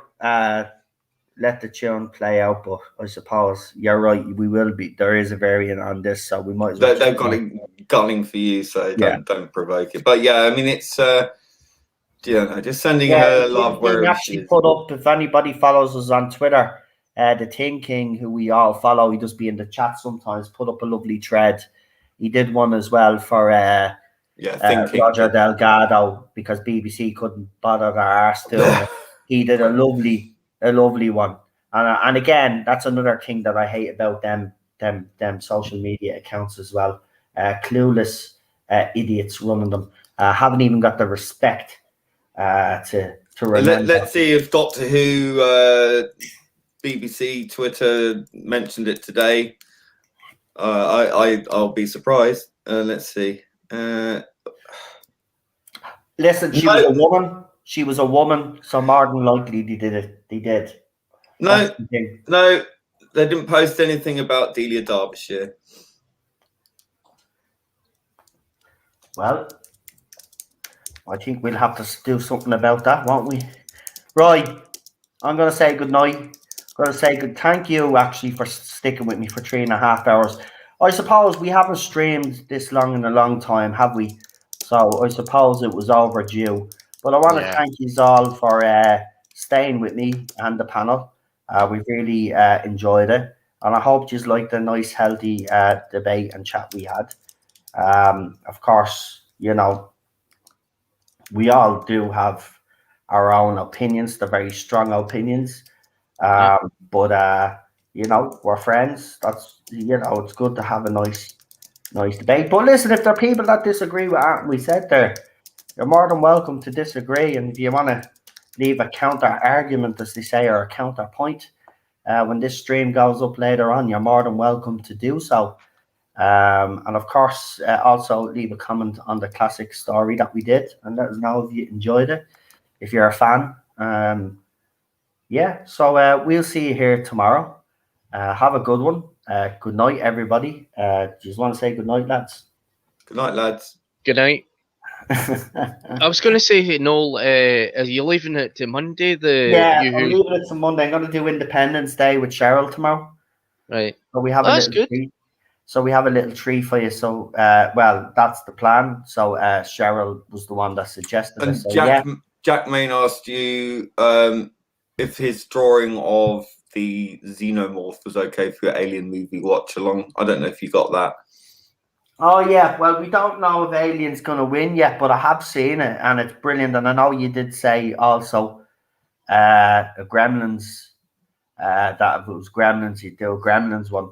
Nice. Yeah, listen, if you want me to, I don't mind now using your art once I've got your full permission, because, you know, it can get a bit dodgy on YouTube, but obviously I will put in the link description and make clear that it is your work, so you get credit.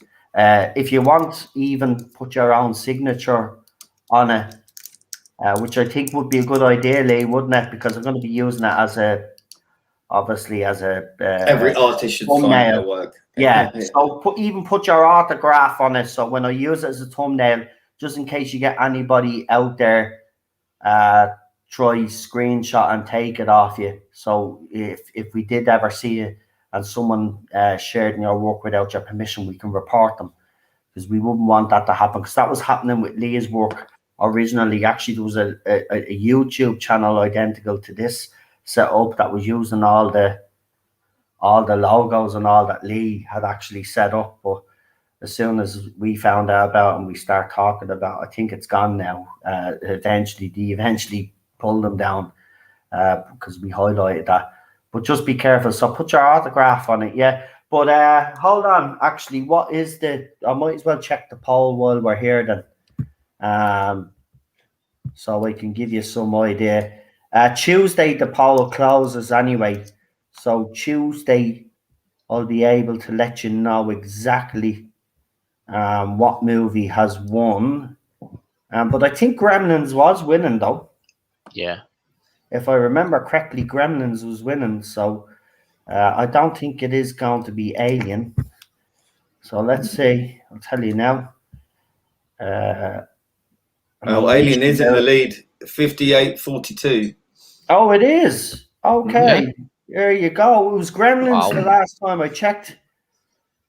It was actually Gremlins the last time I checked. The Gremlins was on. So, Jesus. I voted Gremlins because I haven't seen it in such a long time. I've seen Alien loads. Yeah, well, it's really a great film, Gremlins. Well, vote for, as I said, vote. I'm gonna repost it now. But there you go. It's on top there. If you haven't voted in the poll, the movie choice for Wednesday is Alien or Gremlins. If you haven't voted, please do. There's 55 votes actually so far. So if you haven't voted and you're in the chat and you haven't voted, it's in the community section. So when you go to my YouTube channel, you'll see home videos, playlist, and then there's a community section there. I'm just at the reposting the poll now, so it'll be the first post that you see now. If you haven't voted, please do. And yeah, so that's the poll there. If one of you lads actually could do us a favor and just put it in the chat there real quick before we finish up, and then we'll say goodnight. And yeah, Jack, so we'll let you know. So yeah, you're right. It seems to be Alien seems to be in the lead, but there's only 55 votes, so we'll wait because we might get a few more votes. I don't mind which movie it is. I love the Gremlins movie as well. I just didn't like the second one.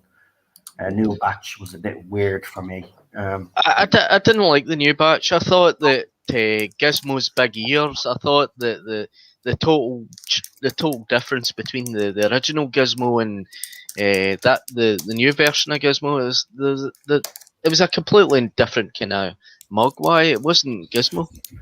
Yeah, but it could have been explained the way that he was older, Yeah.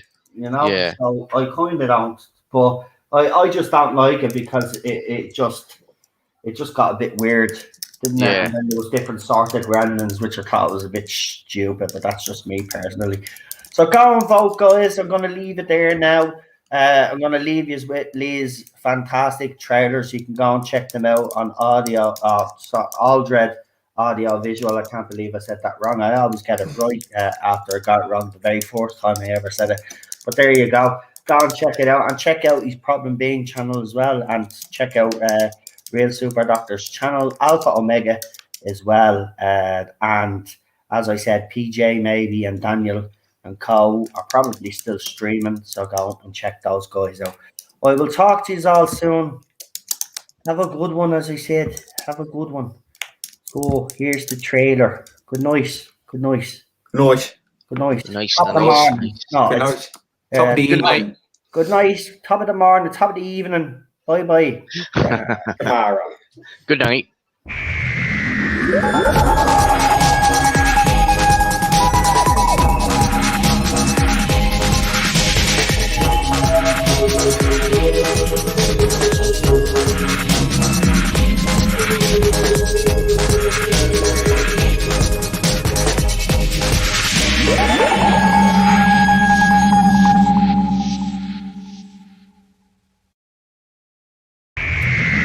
Yeah.